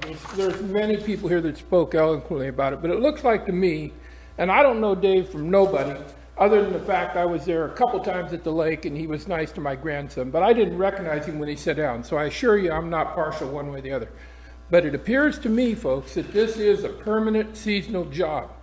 And I think the union ought to be behind him, and I'm not a union man particularly, but I think they ought to be behind him because it looked like to me somebody's trying to get rid of him. If you're trying to get rid of him, you need to go behind the doors there and tell the man why you're trying to get rid of him. Otherwise, it looks like to me he just deserves the job, and he's worked his way up to 3 more months when you expand it. And I'll bet you if you ask him and put his hand to the Bible, he'll say he expected to be the man who does it. If you open up for 1 more month, he was going to take the 1 more month. So it's just logical. You move him up or you dismiss him for inadequate work or whatever it's going to be. But otherwise, he's qualified for the job. Thank you. Thank you for your comments. Okay, I'm gonna ask the public at this particular point, since we've got a lot of people that are just supporting David's work ethic and the fact that he's been there, and it looks like it's a permanent seasonal position. We understand that. So would somebody like to come up and speak in regard to a different topic? I have Go ahead, yeah, come on up. it's not a different topic, it's almost a topic. You just saying not be redundant. Of course, I'm David Yore, the current seasonal lake patrolman. I kind of like to address the board on this matter about my position that you may not be aware of. I was hired through Gitman Associates and completed 3 complete seasons, 2008, 2009, 2010, being called back by PID each year. After that, I was hired by PID March 11th and have just finished my March of 2011. I was hired by PID. I just finished my 14th season on November 30th. From my hire date from March of 2011 until November 30th of 2014 is a total of 44 months, which I have actually worked 38 of them. So it's seasonal, but I'm only 6 months shy over 4 years. I'd also like to bring to the board's attention, which was already brought up, that I'm not a temporary employee. My position is seasonal, which comes with benefits. And then after reviewing the revised job requirements, the new ones, I feel confident in saying that I am completely capable for the revised position. Management for PID, again, has solely requested the classification for this position to be changed from a 6 to an 8. This was not a request by the union or myself. The union from the get-go was just for a lateral transfer, because we go by job titles. Okay, I'm seasonal, now I'm just full-time. I've been there. I'd also like to include all of my job performance evaluations throughout the years have been tip-top, right up the excellent portion of it. The union and I both feel that I should transition from seasonal to this full-time position. And we really appreciate the support of the board.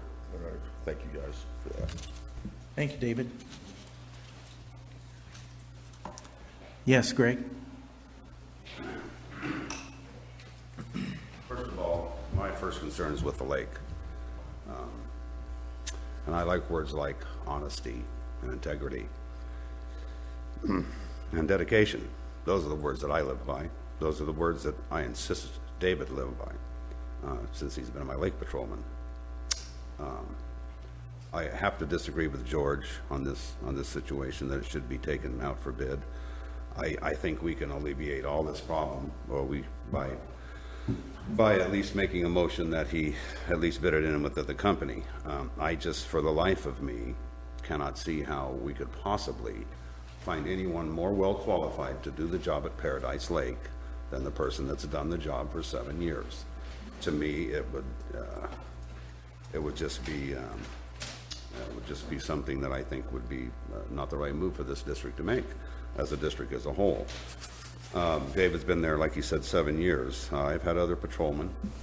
Dave's the best I've ever had.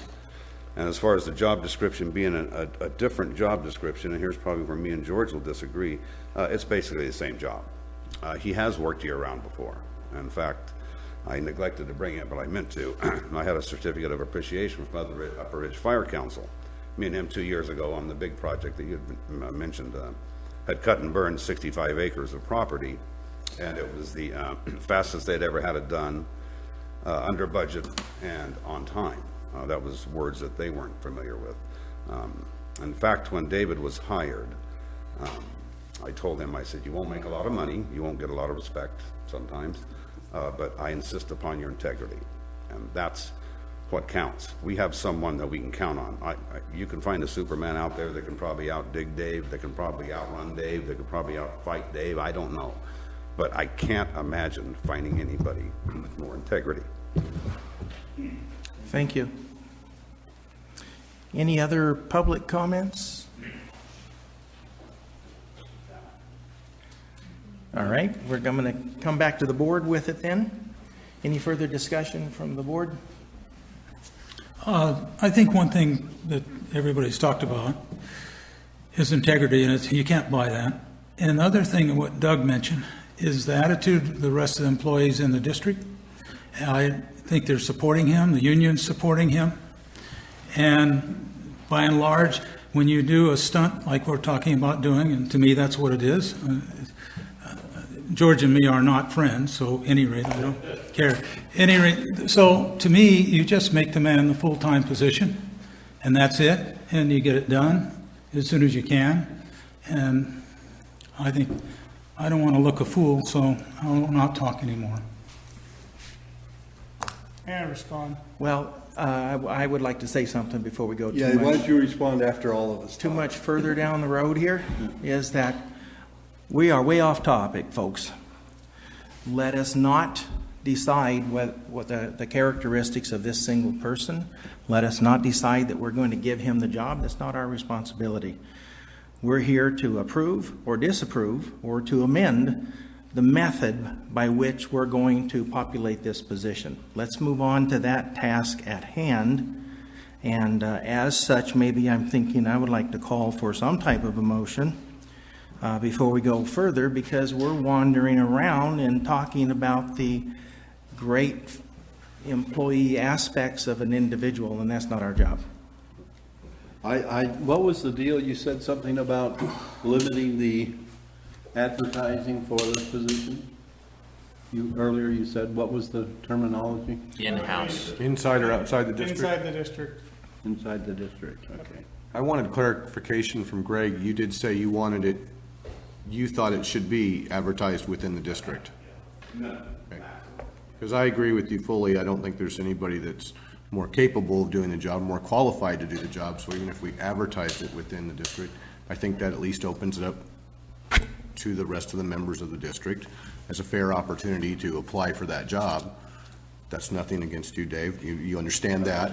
But I don't think there's anybody who's going to be able to beat your qualifications when it comes to if we did advertise it within the district, because they haven't been doing the job. So you have a huge leg up on that. Okay, we're kind of into the personal commercial I need to again. respond to a few issues, if I may. Please. May I? One, this is not a stunt. It's ridiculously not a stunt. This is my job. Let me flip the tables. I hire a third cousin who has the best skills in the entire world, and everybody loves him, and he does a great job.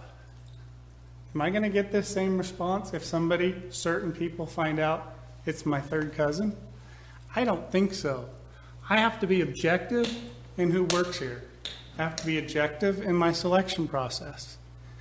Dave has done a good job. If I wanted Dave to be gone, there'd be negative evaluations that would lead to a reason to get rid of him. and I would do my job, and that would have been done long ago. This is not about his performance.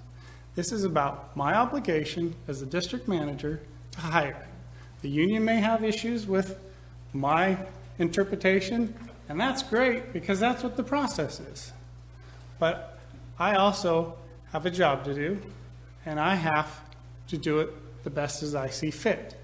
The reason I threw this option out here certainly is because it's clear that if it proceeds in the direction I'm recommending, there's going to be union issues and there will be costs associated with it. There's no cost associated with it of any significant value at this point. But to call it a stunt, we don't agree with many things, and you like to find fault with me, and you're a board member, and in this meeting, that's perfectly fine. But keep in mind, when things flip, if I have the exact same situation, but it's somebody that campaigned against Mr. Kellogg, he probably wouldn't have the same attitude. So let's keep things in perspective.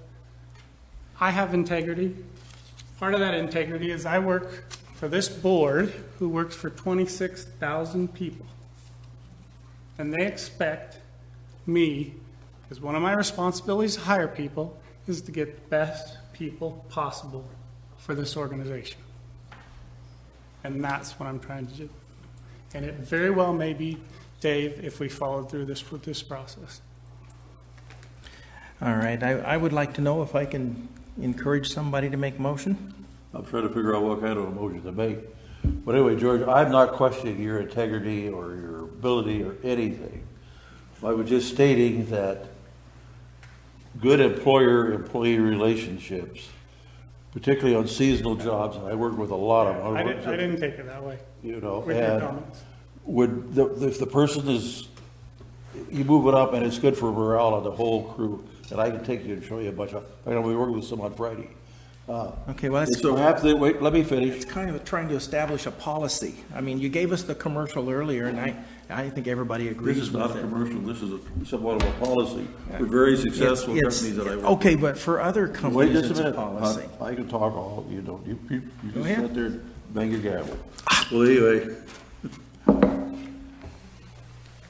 Now, if you went,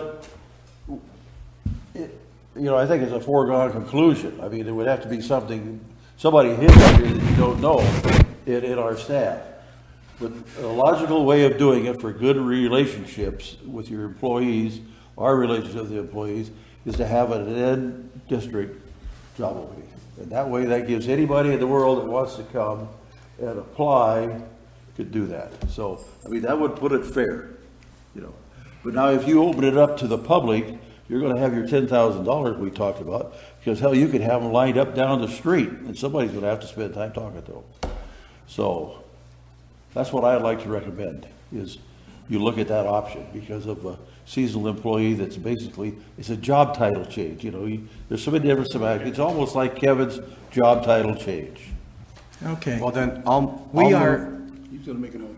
Because I'm getting ready to make it. I move approval to adopt the proposed job descriptions as presented within the district with the set range for this Assistant Lake Patrol classification to 8. Second. I'd like to ask a question. What exactly is a? Yeah, that motion was weird. Just like it says here. Well, I know it's printed in the book, but what exactly does it do? The motion wasn't correct. I'll move amendment. Because I'll amend. Let him clarify. You said. I'll amend it. Let me That tell we people, advertise it within the what the district. problem Okay, go is. ahead. The problem is, you said, I move approval to adopt the proposed job descriptions as presented in the district. So that's approving just the job descriptions. That's not saying that we're going to interview only within the district. Okay, you're right, absolutely. So that's what we need to get clarified. That's why I want to Clarify it so we don't have to amend it. No, we needed it. Hasn't been seconded. It is, he seconded it. I didn't recognize the second. You didn't, very good. Doesn't matter if you recognize the second or not. I withdraw my second. You got it, Seth? You're on the right track. Just so would I move approval to adopt the proposed job opening as presented descriptions as presented. Yeah, descriptions as Your presented. recommendation. I move approval to adopt the proposed job descriptions as presented, set the range for the Assistant Lake Patrol classification to 8, and direct the general manager to advertise the Advertise the job. position Okay. within the district. I'll second that. So on, so We don't on to have the- a motion yet. so on to the end, so on to the end of my first motion is, and instruct the general manager to open the job position within the district. I'll second it. Now we're on Now we got board. a good valid second, you don't have to finish. Excellent. Thank you. Any other comments by the board members before I go back fishing with the Oh, I public? want to talk about the stunt. I wouldn't be surprised. No, I don't want to talk about the stunt. Okay, back to the public. Would anybody, I mean, does anybody want to bring anything new up to the table? I want to make a quick comment. Go ahead, sir. And George, actually what you're doing is quite normal. My late wife, myself, used to do shows in the Bay Area, and they always advertised the show, but the guy that put the show together knew who he wanted before we used to waste our time going to try out for the position. So that's how it works, and he's quite right doing it that way, as much as I hate admitting it. George is right. Thank you, George, and I hope that you don't take all this personal insult too much. Thank you, Eric. Like a child's thing here, you know, Thank you very much. I know. Could I add just one thing? Greg, go ahead. There would be an inherent cost if we did hire somebody new to train them. And also would take up, I don't know how much of my time that I seem to not have any right now, to do that. So that would be another consideration for the board, you know, that if we did go outside, if we did hire other than Mr. York, that's a cost. It's not really a consideration for the board, it's a consideration for George. Yeah, I'm But gonna- thank you very much. I'm going to assume George is going to take that into consideration. Because it may affect how you vote. I too just like to say thank you, George, it is your job, and agreeing to do it in-house seems more than fair. Thank you very much. I like that one. Any other public comments? Yeah, I think you probably have to put a remote on the microphone so that people get real close. You think that was loud enough up there when you're booming? Clearly. Well, All right, we're back to the board. Any further discussion? I'm just going to make one little more comment. Craig and the new person, whoever it will be, you've got 1,000 burn piles. 900 now. 900, so you got 100.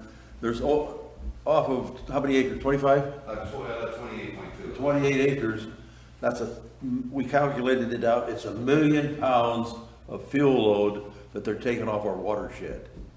You know, along with everything else they do, they'll be doing this, and I know. Okay, David's okay, involved. but let's There keep you on go. track. On the How is topic that of- going to help us on the make a topic of the decision? lake patrol. If a damn In million that- pounds caught on fire, it would be more than the one we're talking about, sir. You sure would be. It has nothing to do with this topic. All those in favor say aye. Aye.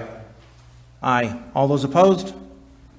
Of course, no. There's one that's opposed. The motion passes 4-1 with Bill dissenting. Okay, good. And we are moving on to the next topic.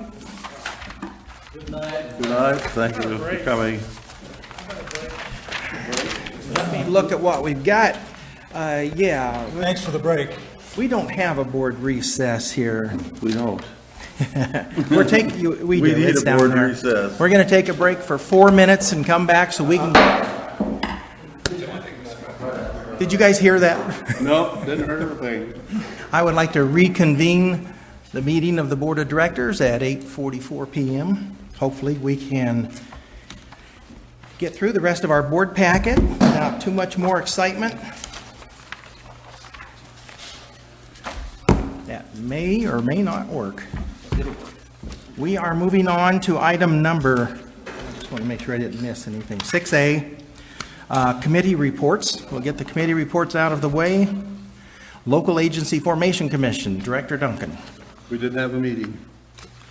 Item 2, Paradise Lake Recreation Committee, Directors Flesher and Duncan. Duncan, you're the chairperson. We've had nothing but Paradise Lake Recreation Committee business earlier. Is there anything that you need to add? Oh, let's see, a little bit. Where is it?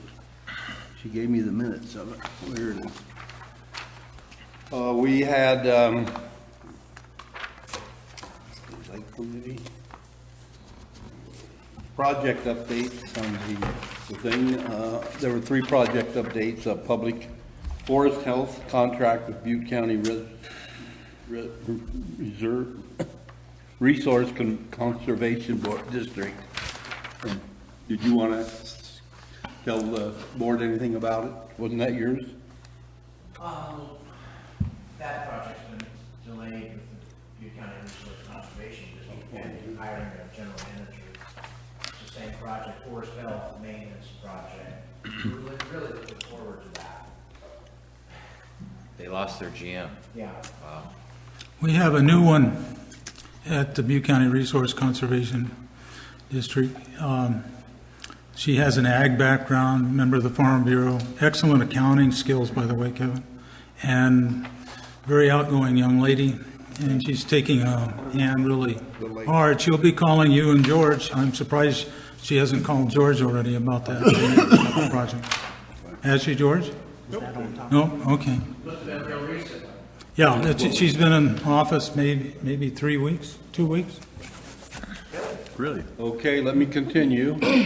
And then we had the Butte County Fire Safe Council grant project, and they discussed it, and it's, as he said, we have 900 piles of. Yeah, we've already kind of. Right, we covered it. Right. 28. Right, and then the North State and the North Lake Shades, we covered that, and we discussed Kids Fishing Day, and we're going to have the next meeting is February the 11th, 6:30 p.m. here for the Kids Fishing Day, and Is that the one, Doreen? Yeah, that, we're going to be sending a notice out to the committee members to change that. The boardroom was already committed for that night, and Oh. I didn't know that when we set the date. oh, okay, what date will it be? We don't know yet. ask for We'll send out a notice. suggestions. Okay, I heard you say auction during the break. Is there going to be an auction here? No, it's the Lions Club Oh. speaker contest, and it's the second portion. Oh, okay. Second round. Whenever I hear auction, my ears perk up. I'm an auctionaholic. Okay, that's my report. Thank you. Water Did Greg want to, did Doug want to add anything? No, I think you did really well on that one, Jim. Larry? Thank you. Water Conservation Committee, Directors Corolla and Flesher, and Director Flesher, you're the chairperson. Thank you. I'll start out first, Mr. President. We met on the 15th of this month, and George presented the water conservation grant update. George, were you going to do that in the general, or did you want to do it now? Which one? That you presented at the water conservation grant update. I'll do that in my general manager's report. Okay, Well, I general. did it last month, actually. I was just giving the committee what Yeah, I know told you last it month. was really well. How about the ACWA? You're going to do that again, or you've already done it? I did that last month. Okay, good. Water supply update. That'll be in my manager's report. Oh, manager's report. Well, one of the things that we asked, I think we were 12 foot below spill then, or whatever it was. Yeah. And, you know, we always consider ourselves in a drought all the time, which we are really. But when we start to spill, and correct me if I'm wrong, George, when we start to spill, well then, we're as normal as we'll ever get. Pretty much, yeah. Pretty much, okay. And the reason I ask that is because then the next thing is the demonstration garden, and we're going to be meeting in March, on March 5th, to be in line with this, and maybe we can start making some decisions. And the demonstration vegetable garden, which is up here, is really doing quite well, as a matter of fact, and we're handling it in a very sustainable manner. The cover crop is just doing wonderful. You haven't looked at it. It's a Kellogg seed mix, and the larger plants that you see are the legumes, which really help the soil. That Tanya is taking a series of pictures weekly or monthly or whatever it is, and that'll make a good PowerPoint that I could use other places too. Yeah, and what we're going to be doing is working with the Paradise Garden Club, and we've got some master gardeners up here that are really interested in it, and When we get to March, if we're still in this drought that we're, where it looks like we're not going to have spill or whatever, well, then we'll figure out what we're going to do. What we do then would be in March or April, mow this cover crop and work it in, and then we just follow it for the summer like we did last year. So as far as the proper handling of a plot of ground like that, that's really doing well. And then we set moved to get 500 daffodils and a contribution to the garden club, and I had a little thought like this, and he started carrying them in, and God, I thought he'd never quit. And so we're going to be, I was just visiting with George on this, and we're going to be putting some out so they take no water and they'll just be beautiful. And so between now and next week, we'll get some planted on the edges, the perimeter of the garden, and maybe in some of these planters there's nothing in. And outdoor landscape videos, are you going to talk about that later, Tanya? The landscape, outdoor? Yeah, we're working on that. Okay. The first one is going to be the Ward Gabriel's one on composting that specifically how it relates to water conservation and that it creates mulch. Mulch saves water when you put over the soil and the plants. Yeah. That's all I have, Mr. President. Oh, Sepp, do you have anything you want to add? Pretty much covered it all. That was it. Thank you. We're going to move on to item 6B, committees of the district. The appointment of board members to standing and ad hoc committees for 2015. That's my job this year. And then also the appointment or reappointment of PID public committee members for this year also. So I want to, that's kind of a new issue there in item 6B2. We revised our policy and procedures manual somewhat over the last year. And in there, of course, it is the board's decision by majority vote to appoint public members to committees. The public members' terms expire on an annual basis. This really hasn't been recognized before, but it's a rule in our bylaws now, our policy and procedures manual.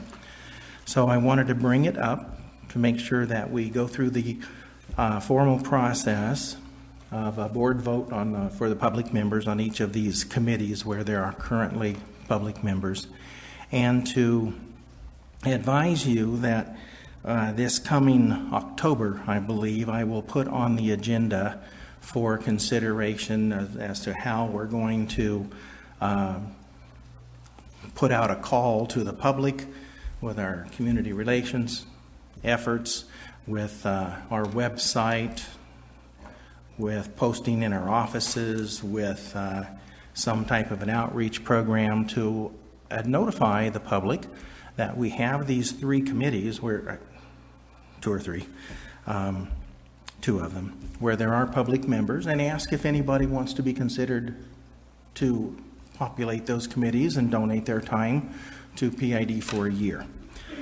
So that's something, though, that we will do next year, and at the same time, we should contact all of our existing public committee members and ask them if they're interested in staying around for the next year, or if they want to just pass off into the sunset.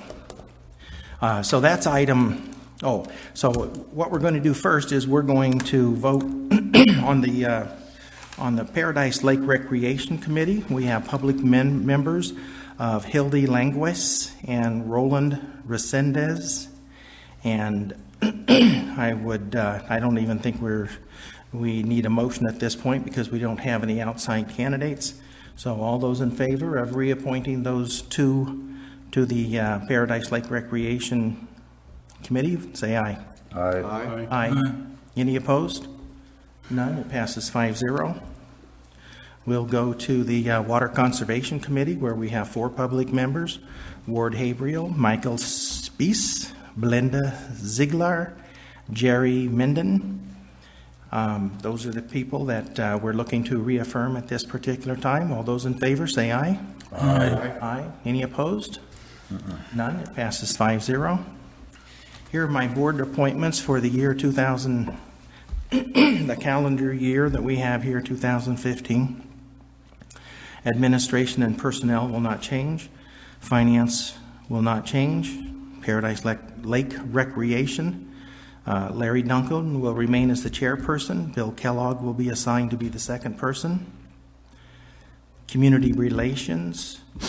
Could I make a suggestion? You put Doug Flesher back, and I won't accept appointment, because I know it's very important to Doug to be on that lake committee. I'm fine, Bill. Okay. Really. One of the things that I wanted to do, and George was aware of it, was get the Sierra Pacific Industries person on there, and he's really contributing to that because of his involvement in the watershed. So I'll still be helping out the lake and the kids' day and all that kind of stuff. Community Relations, I will be the chairperson. Sepp Carolla will be the second member. Town Liaison, I will be the chairperson. Sepp Carolla will be the second member. Where's that on? Town Liaison? Correct. Water Conservation Committee, Doug Flesher will be the chairperson. Bill Kellogg will be the second member. Water Supply, Ken Hunt will be the chairman. Sepp Carolla will be the second person. In regard to the ad hoc and other committees, the ad hoc drought committee, ad hoc committees, needless to say, I can't and don't intend to change people on the committee. These were ad hoc committees. They're temporary in nature. They're going to have a finite time period. So once they're appointed for the duration of the function.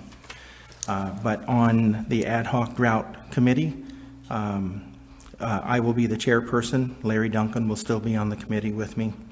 Ad hoc water rate analysis committee is same as seen.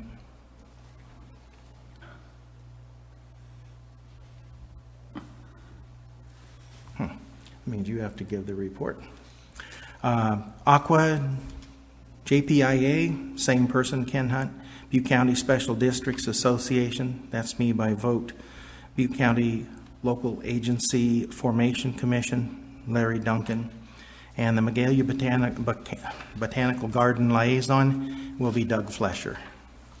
Okay, I would not be, but yeah, Magalia Botanical Garden.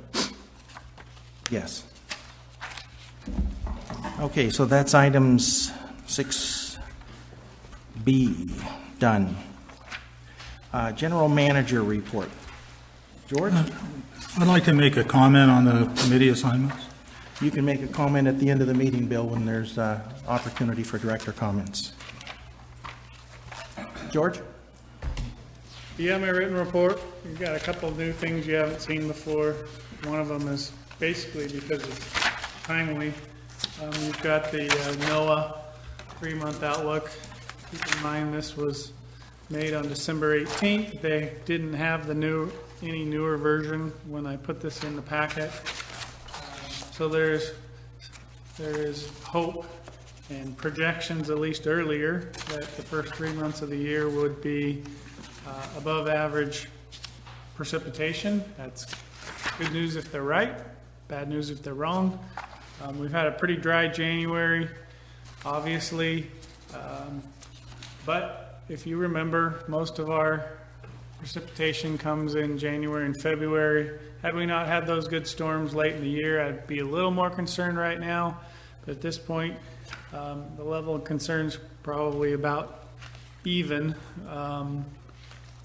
until we see what February brings us. You said NORAD report? NOAA. No, is it NOAA? Oh, really? Huh, from the Bible. Huh. NOAA, National Oceanic. I think from the Bible is better. Administration. Atmospheric NORAD's not Administration. planning on bombing us. National Oceanic and Atmospheric. There's a new chart that I brought forward that you'll see that I brought to the Conservation Committee. This is just kind of highlight to you and the public the difference in our usage and what we use, gallons per person per day in our district during the various months of 2013 and 2014. So it shows the great effort of our community in that reduction of 2014, but it also illustrates that summer months can be 3 to 4 times what our demands are in the winter. And as the committee is focused on in the past and will continue to do so, is our kind of trying to pick the low-hanging fruit is focusing on outdoor use of water and trying to make it as wise as possible and educating our people in the wise use of water in the outdoor. Because of the higher amounts, it'll have the biggest impact for us. I've given you the chart. The transition from into the iPad kind of messed things up a little bit for the percentages, but I'm showing you the 1 million gallons saved per month going from April through December. Really, really high in November and December. I think I mentioned it last month, but you hadn't seen the numbers. That's because if you go back year to year, we were starting, calendar year 2013, I believe, was the one that was driest on record. And so folks were continuing to irrigate into November and December because we didn't have any fall storms to give them that relief or comfort that their yards were going to be okay. So a reduction from last year to this year is more related to the fact that we got precipitation in November and December rather than strictly conservation. A couple other things to point out in some in my report, some outside of my report. In my report, I talked about a pilot plant. This is something we expect to bring to you in the February meeting. A pilot plant is basically a smaller version of what we think needs to be built for a mechanical solution to the treatment plant.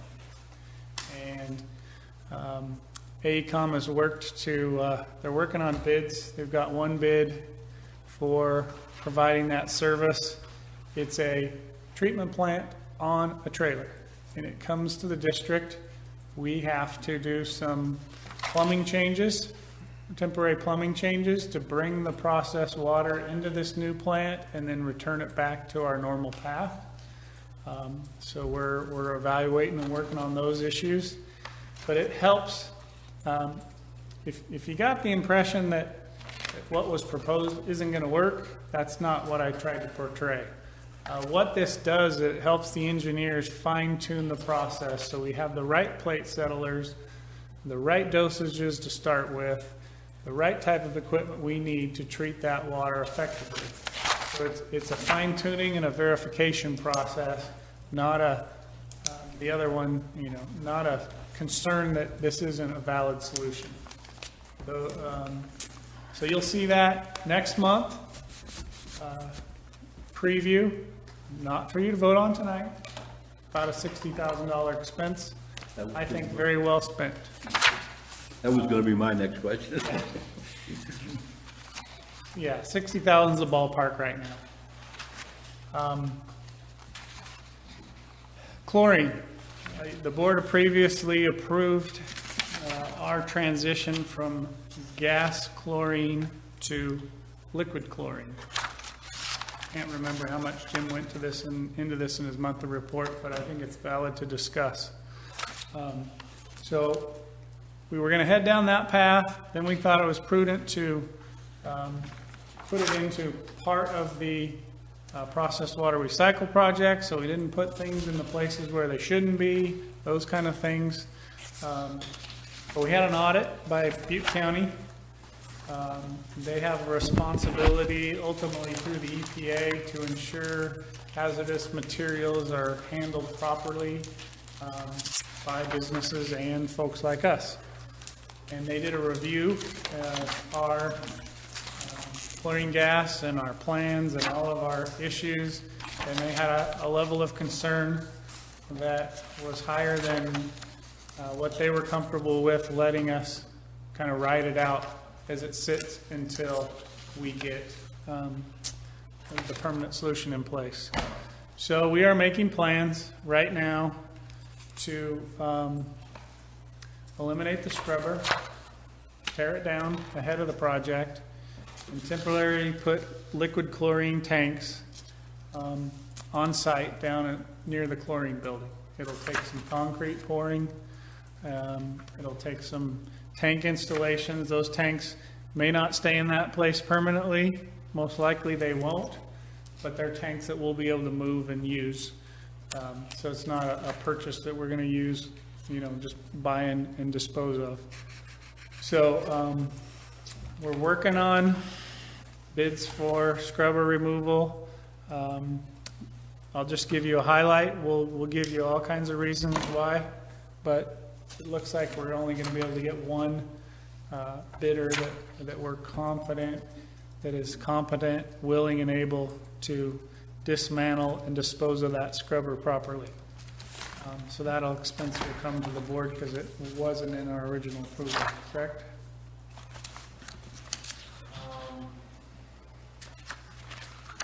Scrubber removal was part of our original. Whether I'm going to have the question of 119,000, we'll have to come back. Yeah, that's what it. We'll brief you on that. Yeah, it'll come in February. But we were going to remove all of the existing chlorine gas equipment, scrubbers. What was the organization that didn't like what we were doing? It's Butte County Environmental Health, right? Yes. Butte County Environmental Health. Thank you. They also reviewed all of our operations up here for our new corporation yard with our handling of fuels, of all of our lube oils, those kind of things. And we passed that, cleared it, and we're good to go up there. Do they give us a green ticket like they do restaurants? Well, they gave us a letter. They didn't approve the change of the scrubber or something? They want us to transition to liquid chlorine. They Okay. didn't want us to wait until we were building the processed water recycle project. Yeah, because my question would be if there was an accident and they had that kind of finding, would we be open for, I guess this to Don. Not if we're Dustin. following their rule or following their request. They gave us a May 15th deadline. So so we're going to try to meet the deadline and there won't be any liability questions on it. Thank you. Well, if there's an accident, you may be liable. But the issue is, are you liable for penalties for some kind of willful noncompliance? And the answer to that is no, provided you comply with their time schedule, which is May 15th, or is that right? Yeah. Thank you. Last thing I have on my notes to report, last night I gave a talk to the Lions Club of Paradise, one of the Lions Clubs. There was a big turnout. There was 30 plus people there. They had asked me to speak. I covered the corporation yard. A lot of people have questions about that, so I walked them through the process of how we got there, property transitions, cost, those kind of things.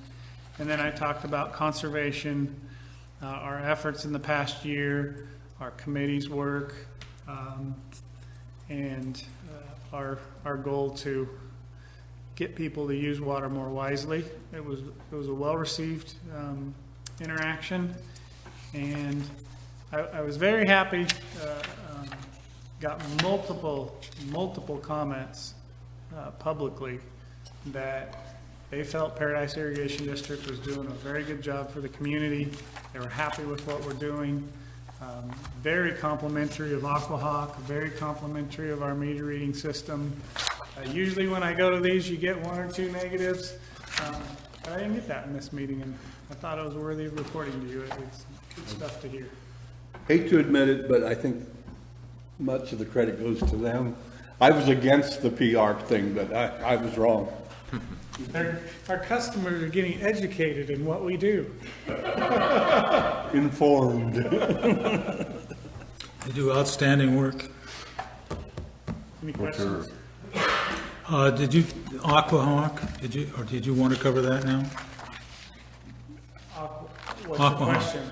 The question about it is that it says we're up to 746 people That's in staff and building reports. That's in the billing report, I'll take that later. That's a different agenda item, yeah. Okay.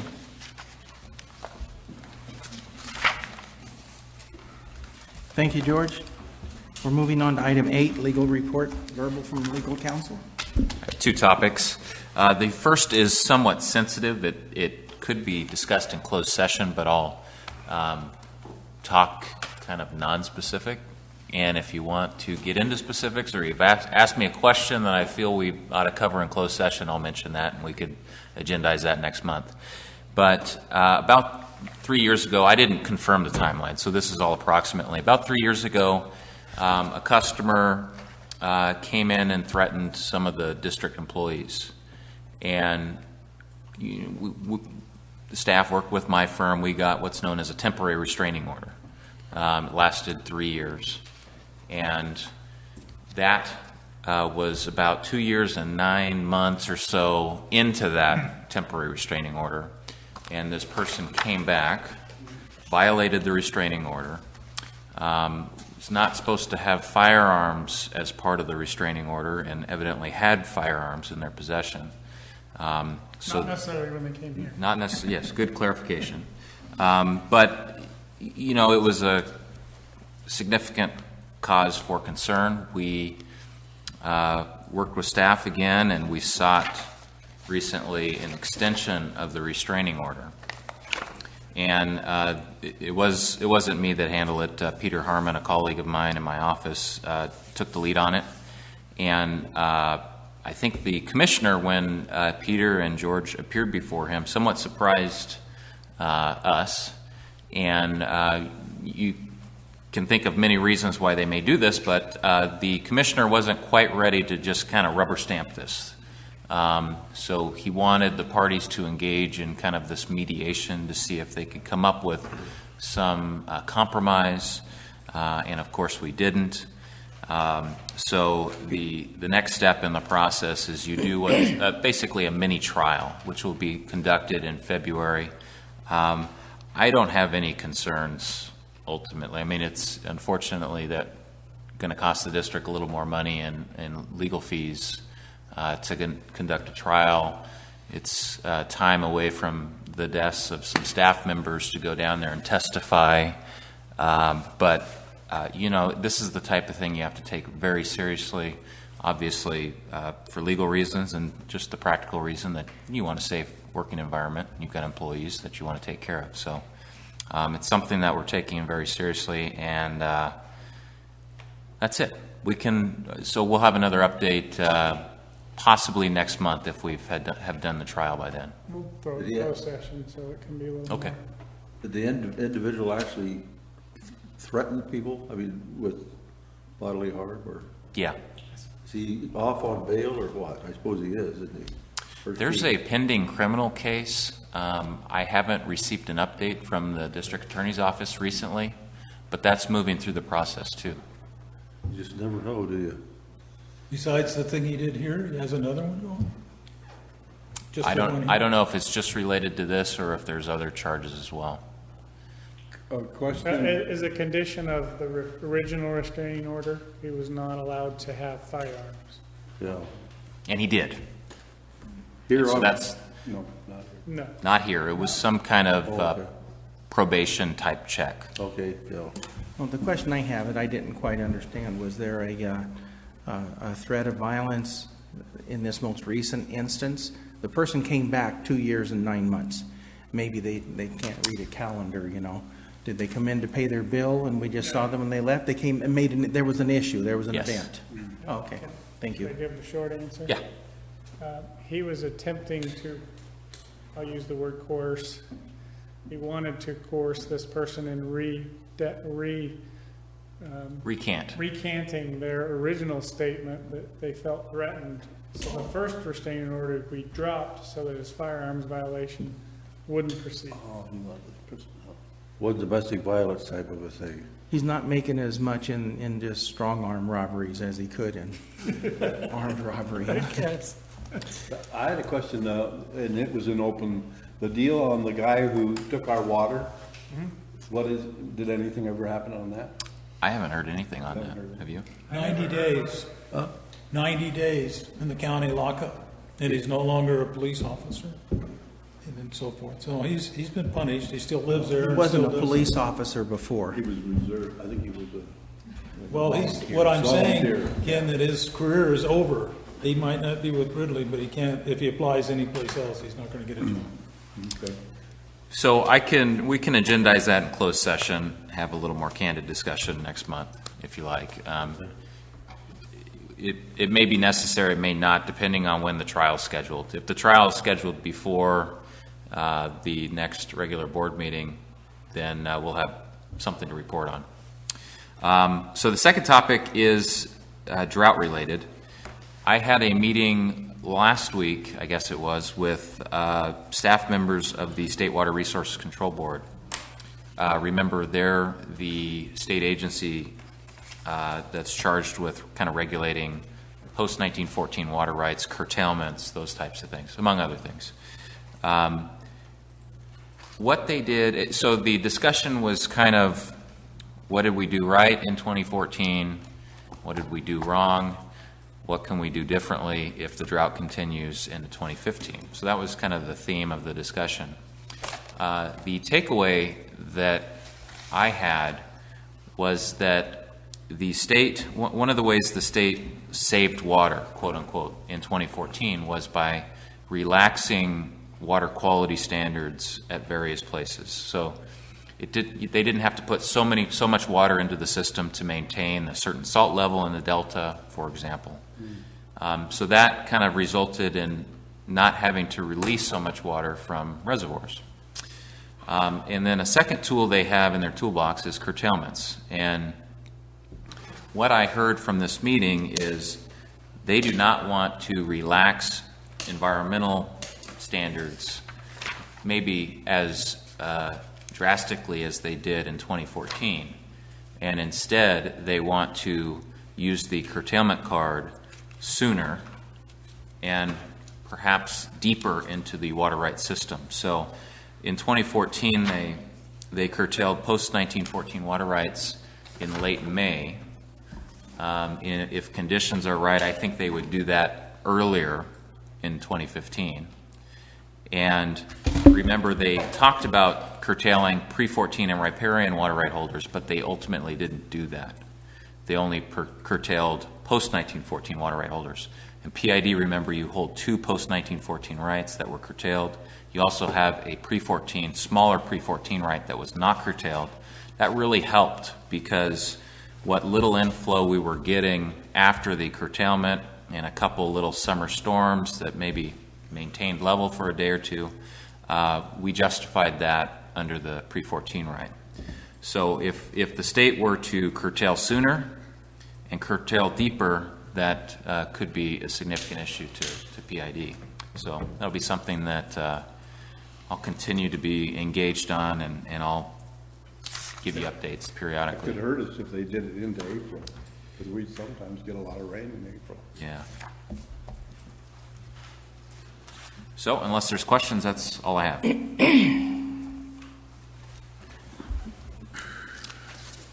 Apparently no questions. I'll have a question or two, just a minute. With all that's been going on, I really haven't been able to look at his billing report. Well, that'll be in the, Pardon?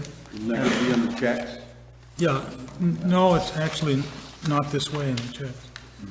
Because it doesn't list what he actually did in the check register. Yeah, but you could use the checks as a venue to open and ask questions about the bill. I'll call question. It'll be here in just a moment.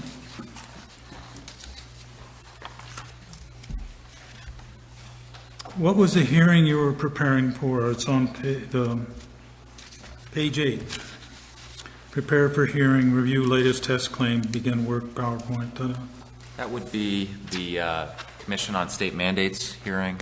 We're going to talk about that in closed session. Okay.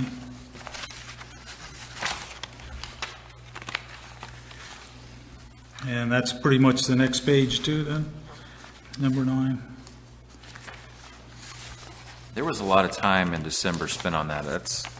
You're conducting a trial, basically. And I gave about a 45-minute, hour talk before the commission.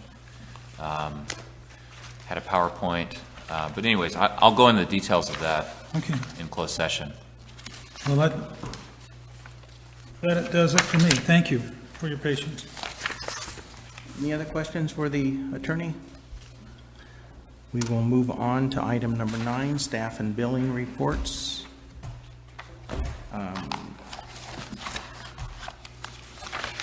Consider action may be taken. So do we have any comments or questions from the board of director members about the staff or billing reports? I had one on the Aquahawk. These figures here on 84, is this a cumulative or each? Cumulative. So you add them together? No. 746 total. Oh, you just go, so 746 is the max, is what's done it as of the end of the year. And everybody could look up to this if they want to, right? Oh, yeah. And we actually, this doesn't include January, and because of Cedar Creek's article on the new leak policy, I heard a lot of people coming in and questioning about how to sign up, getting signed up. So hopefully we'll see a bigger number in January. Okay. That's all I have. Oh, I did have another question. Do you know why we have so much sales on the lake in December this year? Does anyone? Because it's so much higher than ever before. Weather was really nice. No, it rained all this. Well, The end it was. we did announce that we were going to extend out the yearly pass till we decided what to do, which meant you went into January, February. But that shouldn't increase by 80. I think I'm at 89. Maybe someone bought passes. Oh, yeah, I got my computer there. So. No, we didn't allow them to buy passes. No, we Or didn't allow daily them. use, or It what? had to be daily use. It's all daily at that point of the year. It's clear that it's cold at the end of the month. Right, yeah. Right. Yeah, I don't know. It's interesting. Yeah. That's all I had. Right up to 30. color, though. Does it? No. Yeah, see up there, it's better up here. That matches. Yeah, here it is. Be better. Okay, I'll entertain a motion if we'd like to accept these. I'd like to ask some questions. Excuse me? Questions? Oh, I'd like to thought- ask some. Okay. On Aquahawk registered users, can we add to that report next month about costs? In other words, how much have we invested into the computers for people to come in and use? How much Aquahawk is costing us a month? And how much any other costs, office staff, what have you, that would be applied to this one service? So that we can look at it to see what kind of costs we're costing per unit that people are using and so forth. That's really the kind of, when I asked for the report on Aquahawk, that was not just how many people were using it, but what were the costs, direct and indirect. We certainly didn't recall that request. We'll make an agenda item, just so you're clear. We can give you the cost of what you requested, but ongoing, we paid the $10,000 to set it up, and it's 10 cents a meter, right? 1,000 per month. Per month. It's costing us $10,000 a month? 1,000. $1,000 a month. 1,000. Nice round figures. Can you possibly check the figures? It's 10 cents a meter. 10 cents a meter. Well, 10,500 meters. I'm asking the cost to 746 people, or if it's up to 1,000 users now, take the costs and divide it by the people that are using I it. told you we'll put it on the agenda and give you a full. Well, that'd be fine. That's all I'm asking for in the next Giving you some agenda. information now. No, I pretty well knew that. It's general information, what it was costing the users. Wasn't clear you knew that. Yeah, so see, to me, that's a game. If you're selling a car or life insurance or something else, you sell it at so much a month per the item, and that way people don't think it costs as much. So as far as 10 cents a user in the district, that to me is that game. I'd like to know the true costs, not just by them, but the true costs of what people are using it. You know, that's excellent. I don't believe you. Yeah. It brings something to my attention. I would like to have a graph generated which shows the cost of the lake on an annual basis and how much that cost each person of the district. And I want it displayed right next to this one here for the Aquahawk registered users. Because both of these graphs are nothing but politically orientated bullshit trying to make a point that this is expensive or it's not expensive. I would like that. I was going to bring that up when we got to the financial one. Oh, well, I couldn't wait. You could wait.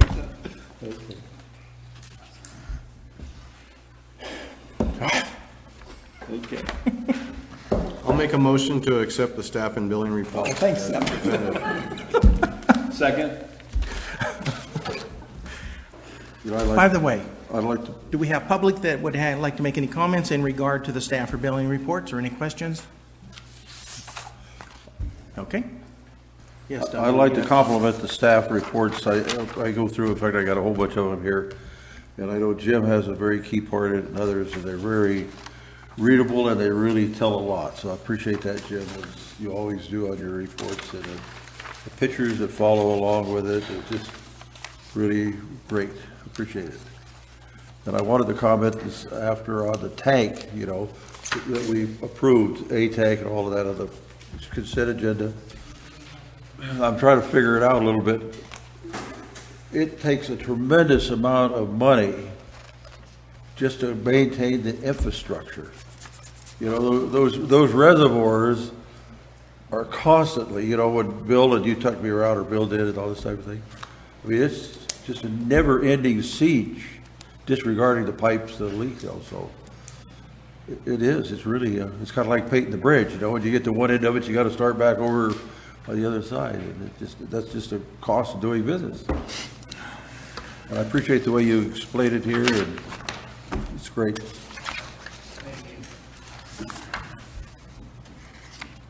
Any other comments? All those in favor of accepting the staff and billing report, say aye. Aye. Aye. Aye. Any opposed?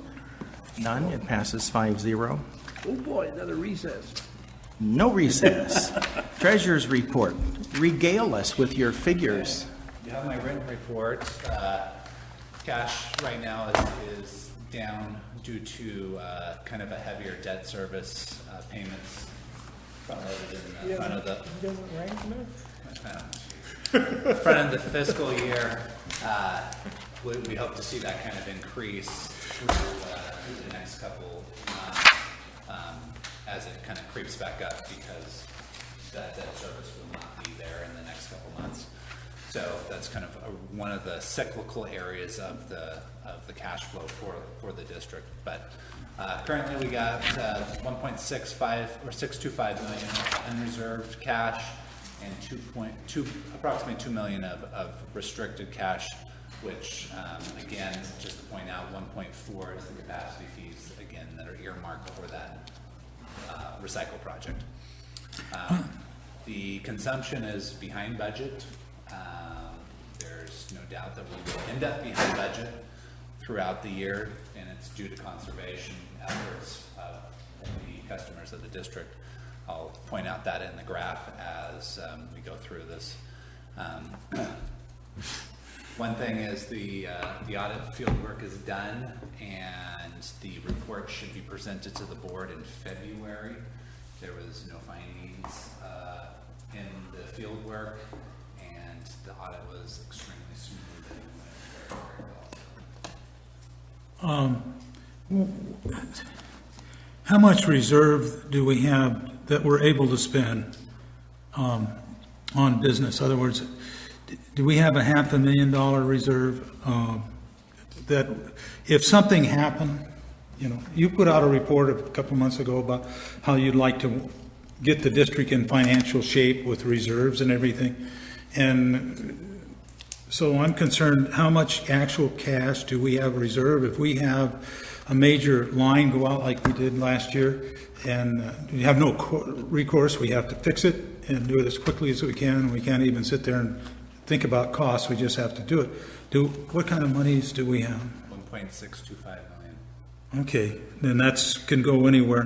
That's unrestricted, and that's not, is it in the, can I be looking at it and not realizing I'm doing it? It's on the front It's at the page. very top figure. top figure, Bill. First figure in his report. It says unrestricted cash, it's in bold. Oh, 1,620,000, okay, but that's, so that's for emergencies and everything else. That's not That's our including operating. capacity fees or anything like that then? That's correct. Capacity fees is broken out of that amount.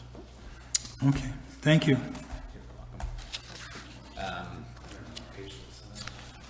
But if you go to this consumption revenue trend, this shows you the 91, iPad page 91. It shows you what we estimated per our normal trend of budgeted consumption revenue versus what our actual trend is.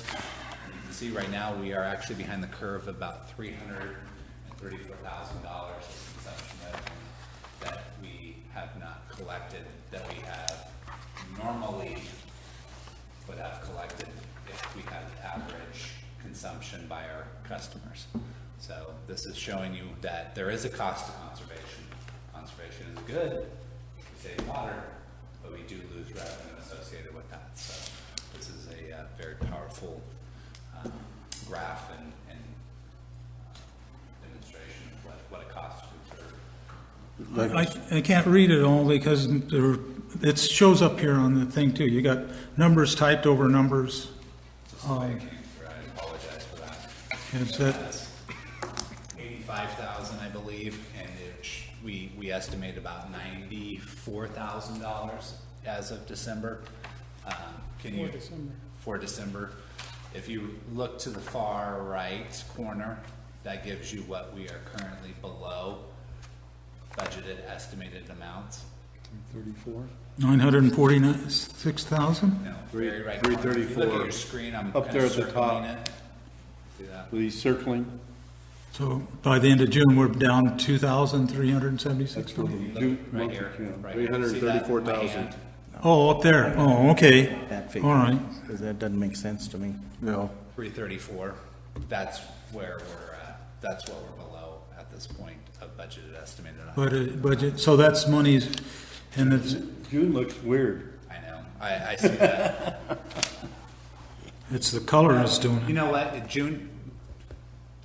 What happened? That is weird. I don't know. Yeah, it's right. It's got to be wrong somehow. You've lost It lost something. It lost Lost It lost it through the thing because it was right when So that could be 102,000 there, and maybe our deficit's only 234. Something happened when it came over. Same with George's report, because when I sent it PDF wise, it was clear, and when it came over through the transition process, something got haywire on it. So, because the numbers weren't screwed up like this, where they were pushed over one another when I originally printed it. I'm sure we knew you didn't do it intentionally. It's my IT help. So. Can you go back to 89? 1989? No, page 89. What is this column here? It doesn't make sense. Actual 2/14/15. So it's Oh, actual. it says differently, yeah. Mine says, Actuals to budget. So it's actual to budget. oh, actual to budget. Okay. And what does it mean? No, I mean, It means you're comparing your actuals to what you have budgeted. So at this point, we have $3.3 million of actual revenue. We had budgeted a total of $6.3 million, so we have $209 million. so the budget is for the first 6 months? It's For the full calendar. full calendar year, so that if we have half, which this says, then we're okay, right? For water sales. Yeah, okay. That's what, I thought that's what it meant. I just want to make sure. So remember, water sales is a trended amount. It's front-loaded in July. There's Front one, heavy in the front, back heavy. So if you look at your revenue here on page 90. It drops off. Drops off, and you can see where the budgeted numbers will be lower. I don't, had percentages on here too. I apologize for that. But you would see that the budgeted numbers would be lower than what they are.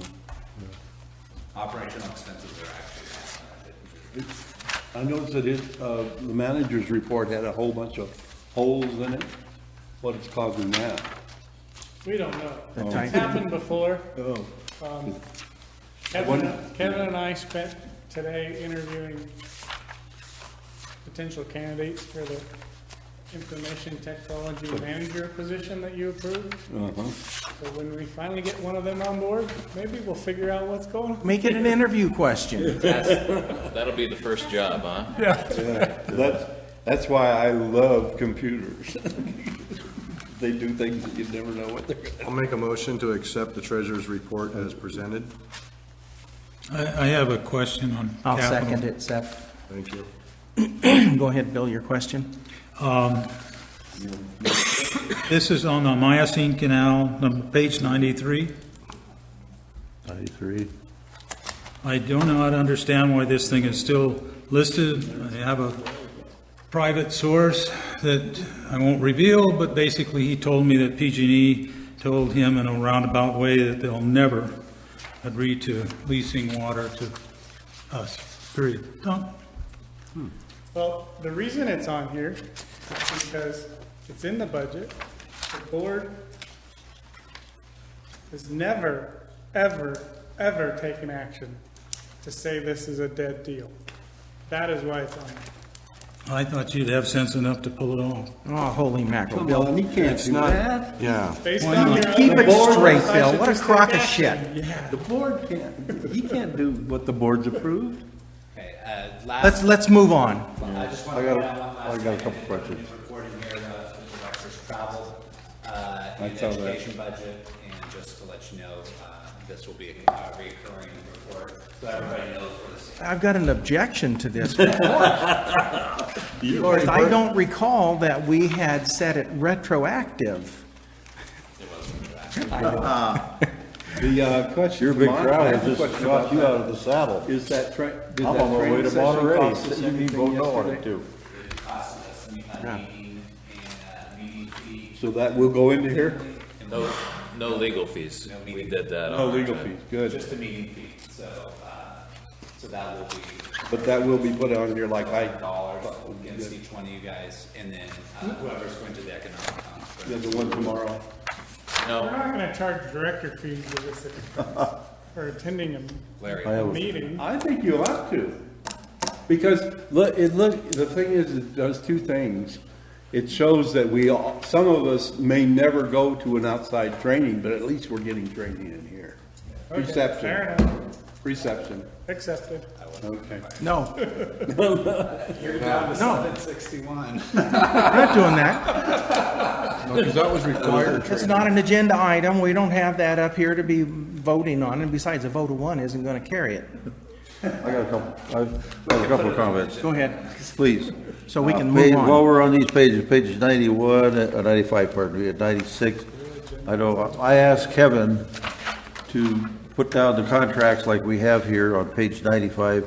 If you did that the very next month, a year ago or two, whatever it was, and Kevin, that is really good. I noticed you've got AECom on here, and they've taken out $43,000 so far, which is fine, but that really tells us.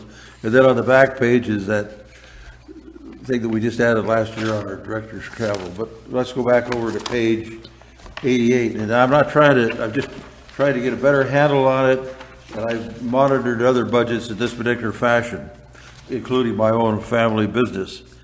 I just grabbed up 7914, and at that time we had 2.169 million of unrestricted. And then on 9/30, we were down to 1.653, or $1,653,000. And then coming up to this month that we're getting ready to approve, we have $1,625,000. And in September, we had $966,000 worth of bills, and this month we got 500,000 of bills. We're basically living off the income we have coming in on our monthly billing, is that right? Okay, that's correct. So it's be able to balance out, like, we had $1 million that we approved here in September, and we paid it, and we got our money in from the ratepayer, and we came back up, and so we're hanging in there. Different. But why are we down with the debt service or whatever it was? In July, we had 2.1 mil, let's say, and then when we got to September, we were at 1.6. Because we made large debt service payments. Debt service, yeah, through good. that time. I know we paid one off. Right, so if you look at page 89, we have made, as of December, $1.449 million worth of debt service payments. Yeah. Our budgeted amount is 4.85. So we've almost made all of our debt service payments for Yeah. the full fiscal year in this first 6 First months. 6 months. So as that time, the next 6 months, we're not going to be having those large debt service payments, therefore we'll be increasing our cash. That's great. And in July, we had, we owed it 10.7 mil, and paid off. In September, we owed 9.6 mil, and in this month, 12/31, we owed 9.4 mil. So we're going down a little bit, but we're not going down a great For deal. total debt. Total debt, Yeah, right, I you know. get you, yep. And we're going to be looking at we're estimating at 10 mil, you know. And we've already committed to this capacity fund another $81,000. So it's going to be down, huh? It was 118. 118. So basically, it's going to be down when they get their pay.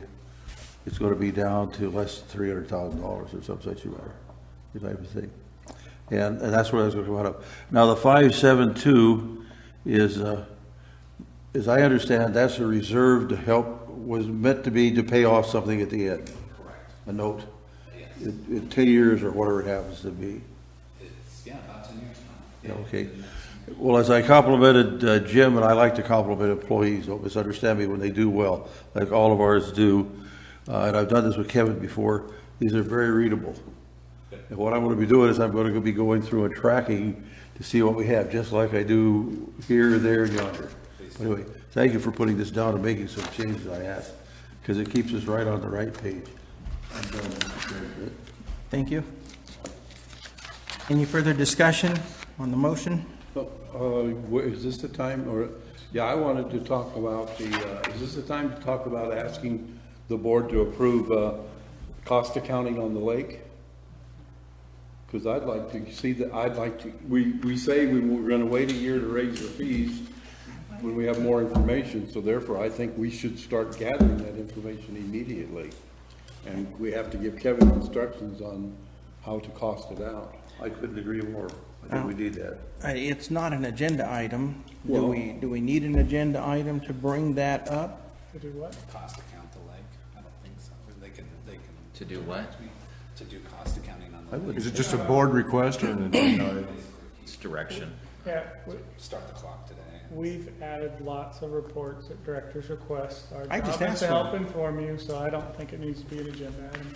Okay, good. Well, you know, to support Larry, So you just tell them, that's what you want. Well, but the board has to approve it. No, Oh, No.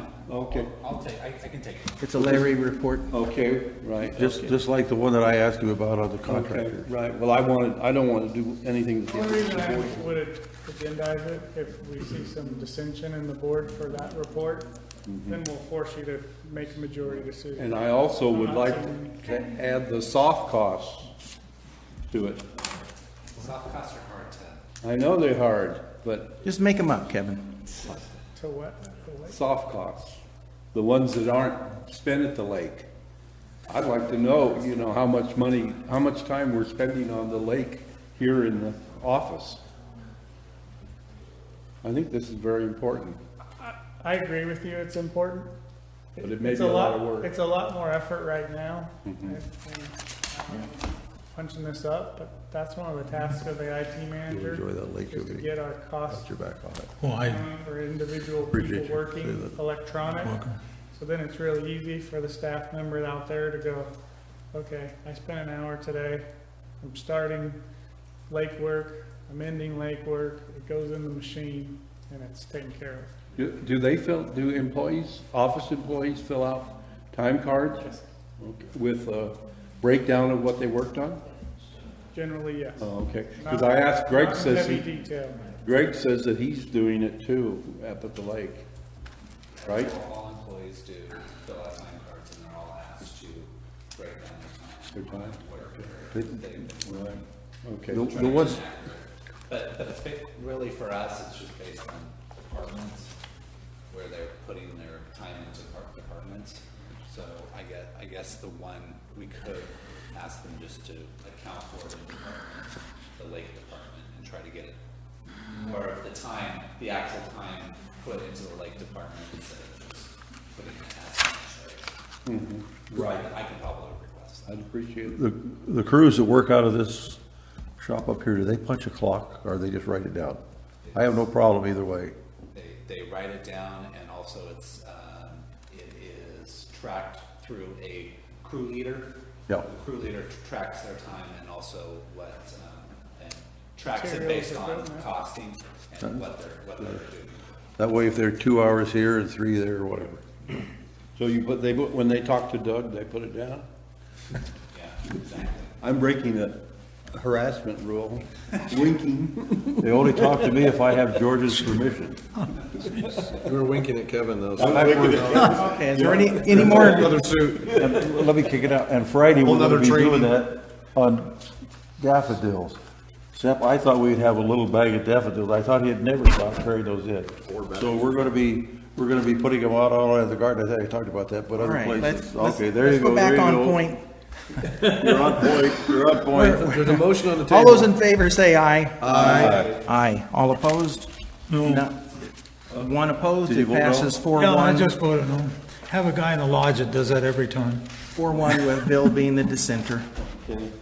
Approval of December checks.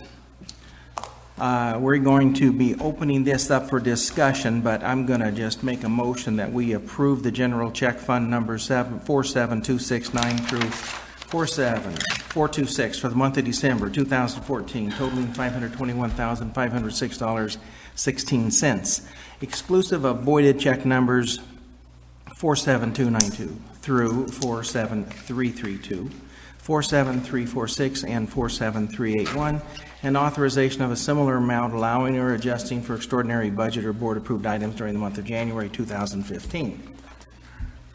I'll second. Good. We have a motion and a second.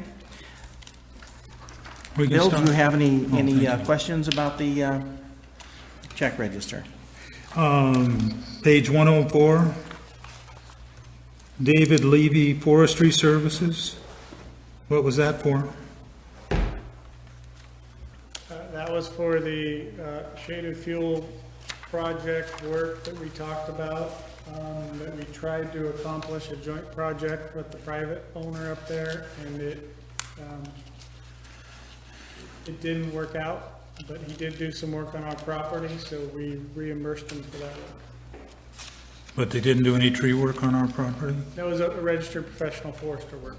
So they were counting trees and giving their opinion of a prescription.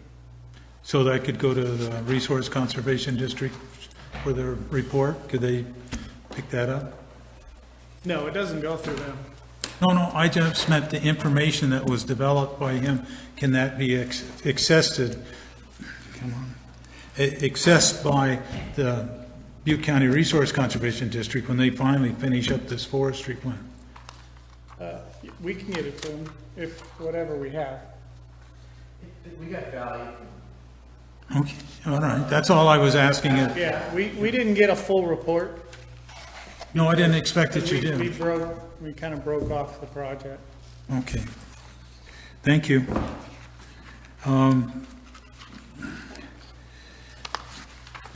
What is FTJ Corp. Accounting vendor? That's Scott? a retirement plan provider. Okay, do we still have two retirement plan providers? No, nobody stayed with the old firm at all? They were not allowed to unless they were retired or terminated. Well, I mean, some of the retired people, did they stay with it? I remember the discussion, and some of them said they were going to stay with it, but they were retired. But we don't contribute. We don't do anything with retired people though, right? Yeah. We do? No, we don't. We don't, okay. We do if they're in our, with our current If they retirement move, plan. yeah. provider. Yeah, we I- offer the same service. When will it come up for us to review the retirement plans and get a report on them? There's no plan in place for it. Yeah. We're getting education on a quarterly basis from the moods. All employees are getting educated quarterly, or receiving education quarterly.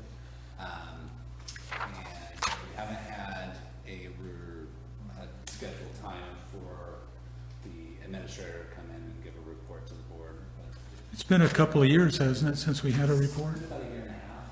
Since we transitioned. Yeah. But if it's to the pleasure of the board, we can have a person come up. Well, I know this has always been Larry's interest to make sure that was right and the liability was minimal. Well, now that we have insurance, right, we're protected, directors, so I'm not worried about it anymore. That's about all I have. Doug, what items would you like to ask questions about? No, I don't see any that I have questions about, but I just would like, are the staff utilizing boots for financial? Some are, Some are, yeah, I realize. Some only get the quarterly training we provide, some go see them directly. Yeah, you know, you can't take, you know, you can make a horse water, but you can't make him drink. But I know, George, you have some concern about that, because the people should be utilizing that for their own personal. I'd sure like them to, but. Yeah, I don't know what you can do to motivate them, but anyway. George And originally. Boots would do a great job. George originally brought up the idea to the board and suggested it, and I thought it was a good idea at the time, and I still do. Yeah. That's all I have, Larry. Thank you. Larry, your Okay. questions or comments? Okay, on page 103, I noticed that we're paying an awful lot of dues. And of course, does that? It's the time of year too. Yeah, I know. But I was wondering, do we periodically make sure that we aren't belonging to things we don't need to be? Yes. We do. So you said page 103, but what are you talking about? 103 was the first one. It was the. So what item? It's Aqua. Aqua, that's our organization. Yeah, right. But also too, that one, we were, or is it Aqua or? Yeah, ACWA. Yeah. That was on the. Agency dues, yeah. Aqua. But okay, we were gonna look into see whether we could switch over to special districts and get better health insurance. Yep, it's on our plate, it's not a high priority. No, not for, okay, that was the main question there. Okay, on page 104, I was wondering why we paid $677 for a 4-inch hose. Bottom. That's a big hose. That's an expensive hose. Holy mackerel. Oh, Ditch Witch. 4-inch hose, you pay $600. The pump hose? That's for the back unit. Okay, it's 4 inches in diameter. 4 inches in diameter, not 4 inches long. Okay. It's a coupler at that point, it's not a hose. How's that unit working out? Okay, page Good. 106. Yeah, I like it. Page 106, this is with Gregory Denton.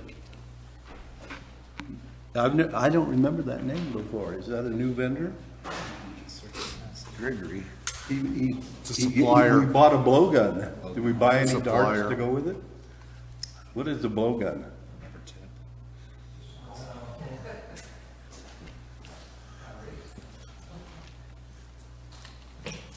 Those are tools Oh, okay. and wiring equipment. It's gotta be a gun that blows. One's a circuit tester, a blowgun's probably a heat gun, I'm thinking. Heat, okay. Heat, yeah. I'll bet you it is. I don't know. Okay, then Hunt and Son. We're still buying gas and diesel from Hunt, huh? Okay. Has that gone down like the gas does everywhere? It does. Does it? I mean, Fluctuates? It fluctuates with everything. It probably takes a little longer to get there, but keep in mind, we're not spending 15, 20 minutes with a crew sitting at the gas station either. Right. That's good. Exactly. Okay, on the I guess this is our Page. billing, same page, 107, $7,000 for postage to info. That's our billing, right? That's our billing, yeah. Right. Are we keeping track of how much money we're saving by having them do it rather than in-house?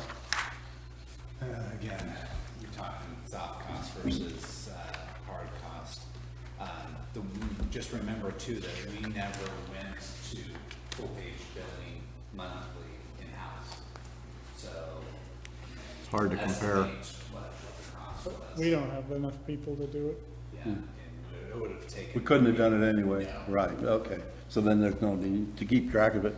Okay, 111, But let me just tell you this, the cost that we estimated in the original has not changed. Oh, okay. So the cost has not gone up, and so what they told us that what they were going to deliver, they've delivered, and they've delivered every single time. And if there was a mistake on a bill, which we've had a couple, they make sure it gets fixed in a hurry, so.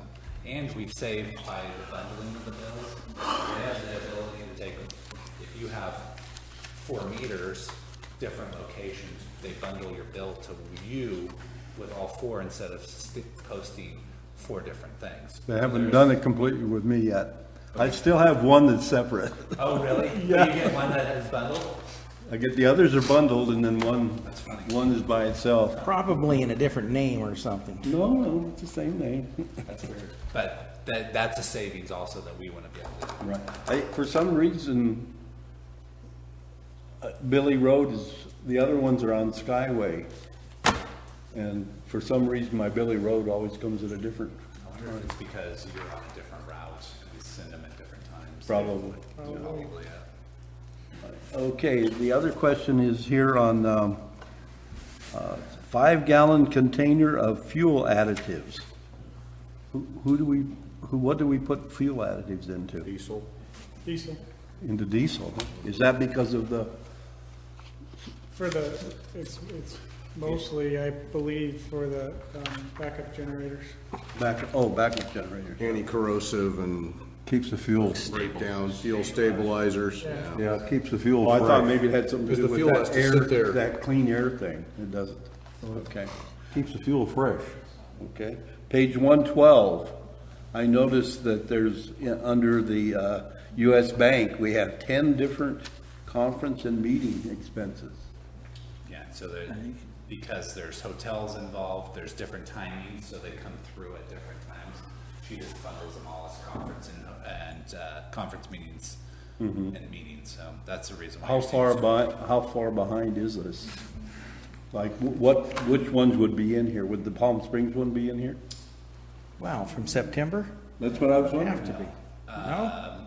My conference and George's conference. Aqua conference is in this one. So he went to the Aqua conference, and I went down to San Francisco for the government. So we've had reports on these already? Yep. Okay. Okay, the next one is this? Bank fees, US Bank. Is that because of their trustees? Yes. What page? Okay. Same page, 112. They do all of our reporting for us, so there's a requirement for them to post our disclosure requirements on this website, and so they do all of our reporting for us. I figured it wasn't normal. We don't get bank charges normally, right? Well, we do, but they're included in, there's bank fees associated with our general account. Oh, is there? Yeah, and it's due to Blockbox. Oh. ACH. But not for checking account or? There is a, Is there a service two charge? charges per check. There is a checking account. Oh, wow. Yeah. Okay, and the next, same page, who is this? Can't read it. The meters for the Fireflies? Yeah. Two $10,000 orders? Right, how many Fireflies? It didn't say how many. Well, the bottom one says 100. The top one doesn't say. Yeah, the top one didn't, which is the big money. 100 fireflies, both of them. Both of them, oh, okay. And is this normal, that many? Well, the reason why is because we went from the Datamatic fireflies over to the Zener fireflies, and so we went and purchased, I don't know know why we purchased them so closely. I don't think that the check date is conducive to when we actually received them. I think that we received Both of them together? That was just your pay date and, right. I think we received 100 fairly maybe a month or two back, and then we actually had to reorder some. So I think that they were putting these in on replacements to make sure that they worked, and then once they were in the ground, they wanted to stop. Is this the ones that was coming from China that we were having trouble with? These are the ones that were replacing the China ones. Replace with the Zenner China ones, right. And we did a test plot because we wanted to make sure the Zenners talked to the system. So we put in things all around to make sure that they did. And once we got that test done, then we wanted to stock our inventory back up. So we stocked back up. Do we get much vandalism? That's right. Do we get much vandalism on them? Not anymore. I haven't heard much. Okay, good. What is it called? Consortium fee. Consortium fee. That was to, Weinhoff. That's our testing. Drug testing. Random drug testing. what does that mean? What does that word mean? We're in a group. So there's rules set by the federal government for random drug testing of Class A drivers. Okay. And if we tried to do it in-house with just us, there's reporting, there's processes for random selection. It's really difficult. We're able to join this consortium to where the randoms are coming from multiple agencies in the area. And rather than just us, and then they manage how they're drawn. We're total hands off, so nobody can accuse us of drawing somebody that inappropriately and those kind of things. Right. Okay. But I had my Class A, a couple of the outfits I was driving for just recently, when I gave it up 6 years ago.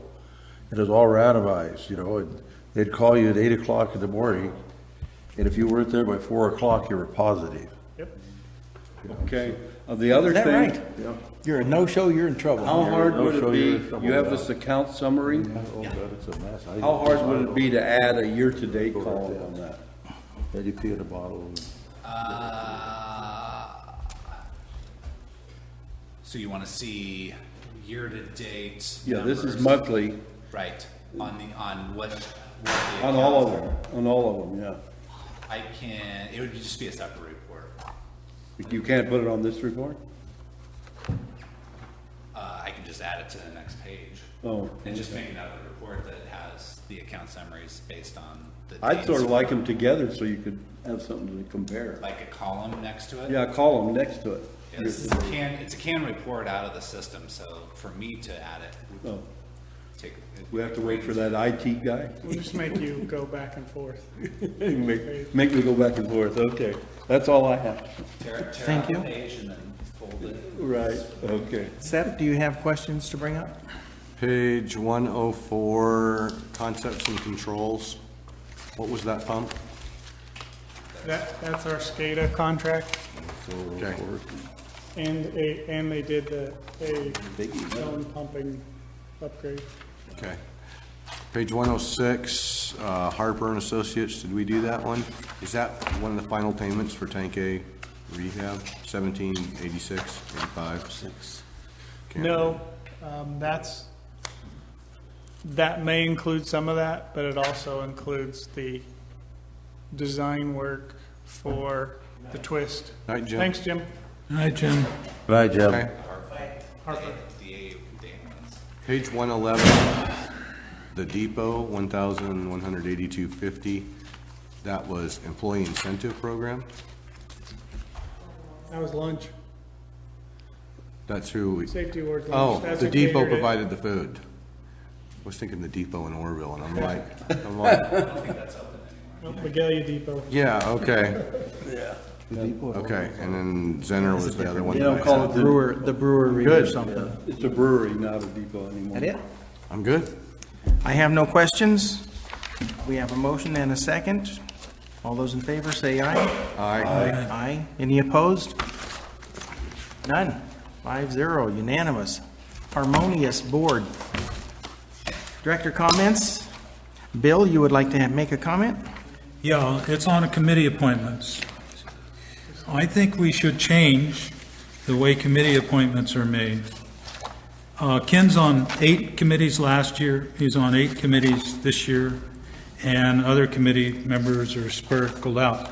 I like being appointed to the committees I got, but I think there's too much committees for one person, and I think there's better ways of doing it that have been done on other businesses where the whole board would pile in and commit to it. This has become a political issue on this board the last couple of years. So I'll have a thing to give to George to put on the agenda. Doug? Well, we had a very business meeting, and it's nice to be able to put your thoughts out on a subject, and that's what I was trying to do. It as I prefaced my remarks before I got started, I'm not trying to accuse or offend anyone. It's just that to be a conscientious board member, which I'm certainly trying to be, no different than any of the other 4 of you guys, I just have to get it out. So I appreciate being able to do that, and I think we solved our problems. Or created new ones. You're just too optimistic. I'm a little guy that looks at the horse manure and says there's a pony in here somewhere. Okay. Larry, comments for you? Yeah, I gonna make I used to be on the town liaison committee, but I'm not anymore, and I don't really care. But anyway, I went to the last town council meeting because they were going to come up with a selection on this oversight committee, and I wanted to see how they were going to do it. And didn't you tell me one time that somebody from the town said that they thought our meetings were out of order or something, and It was me relaying what, oh, was it you? Okay. Well, who was it? It was Laura. It was Laura, okay. And Jim, not the other guy, the other Jim, he and I both agree that our meetings are far better run than the town. And I was very disappointed. But anyway, I did submit an application to be on the committee, but I'm one of 35, so I'm not holding my breath. Anyway, and then also too, I thought this was sort of a water thing. I got this letter, one of my properties has a septic system on it that with no leach lines because the ground perks too good, which I'll never understand. But anyway, they required, I'm bringing this up because it's got a water issue in here. They required the tenant to get an engineering report on how much water he was going to use. And he took it in there, and they came, after paying for this engineer's report, the town came back and said, given that low flow fixtures sometimes promote multiple flushes and extended sink use, and given that the physical flows attributed to per capita customers at a typical gym is 10 degree, they did not accept the engineer's report, and they upped it to 70, from 52 to 75. And he was so mad because he asked them to use somebody else's that was like, and they said, oh no, we have to have an engineer. Pardon me. So you had to pay for an engineer and they discounted what he did. Right, and they're also admitting that their low flow uses more water. Okay, Steph, do you have any comments to make? Reserve comment? I have no comments. We are going to be moving into closed session, conference with legal counsel, pending litigation in regard to state mandated cost, a test claim. Thank you for coming. Trevor, thank you for... We will adjourn into closed session and be back out afterward with an announcement. We may or may not see you here.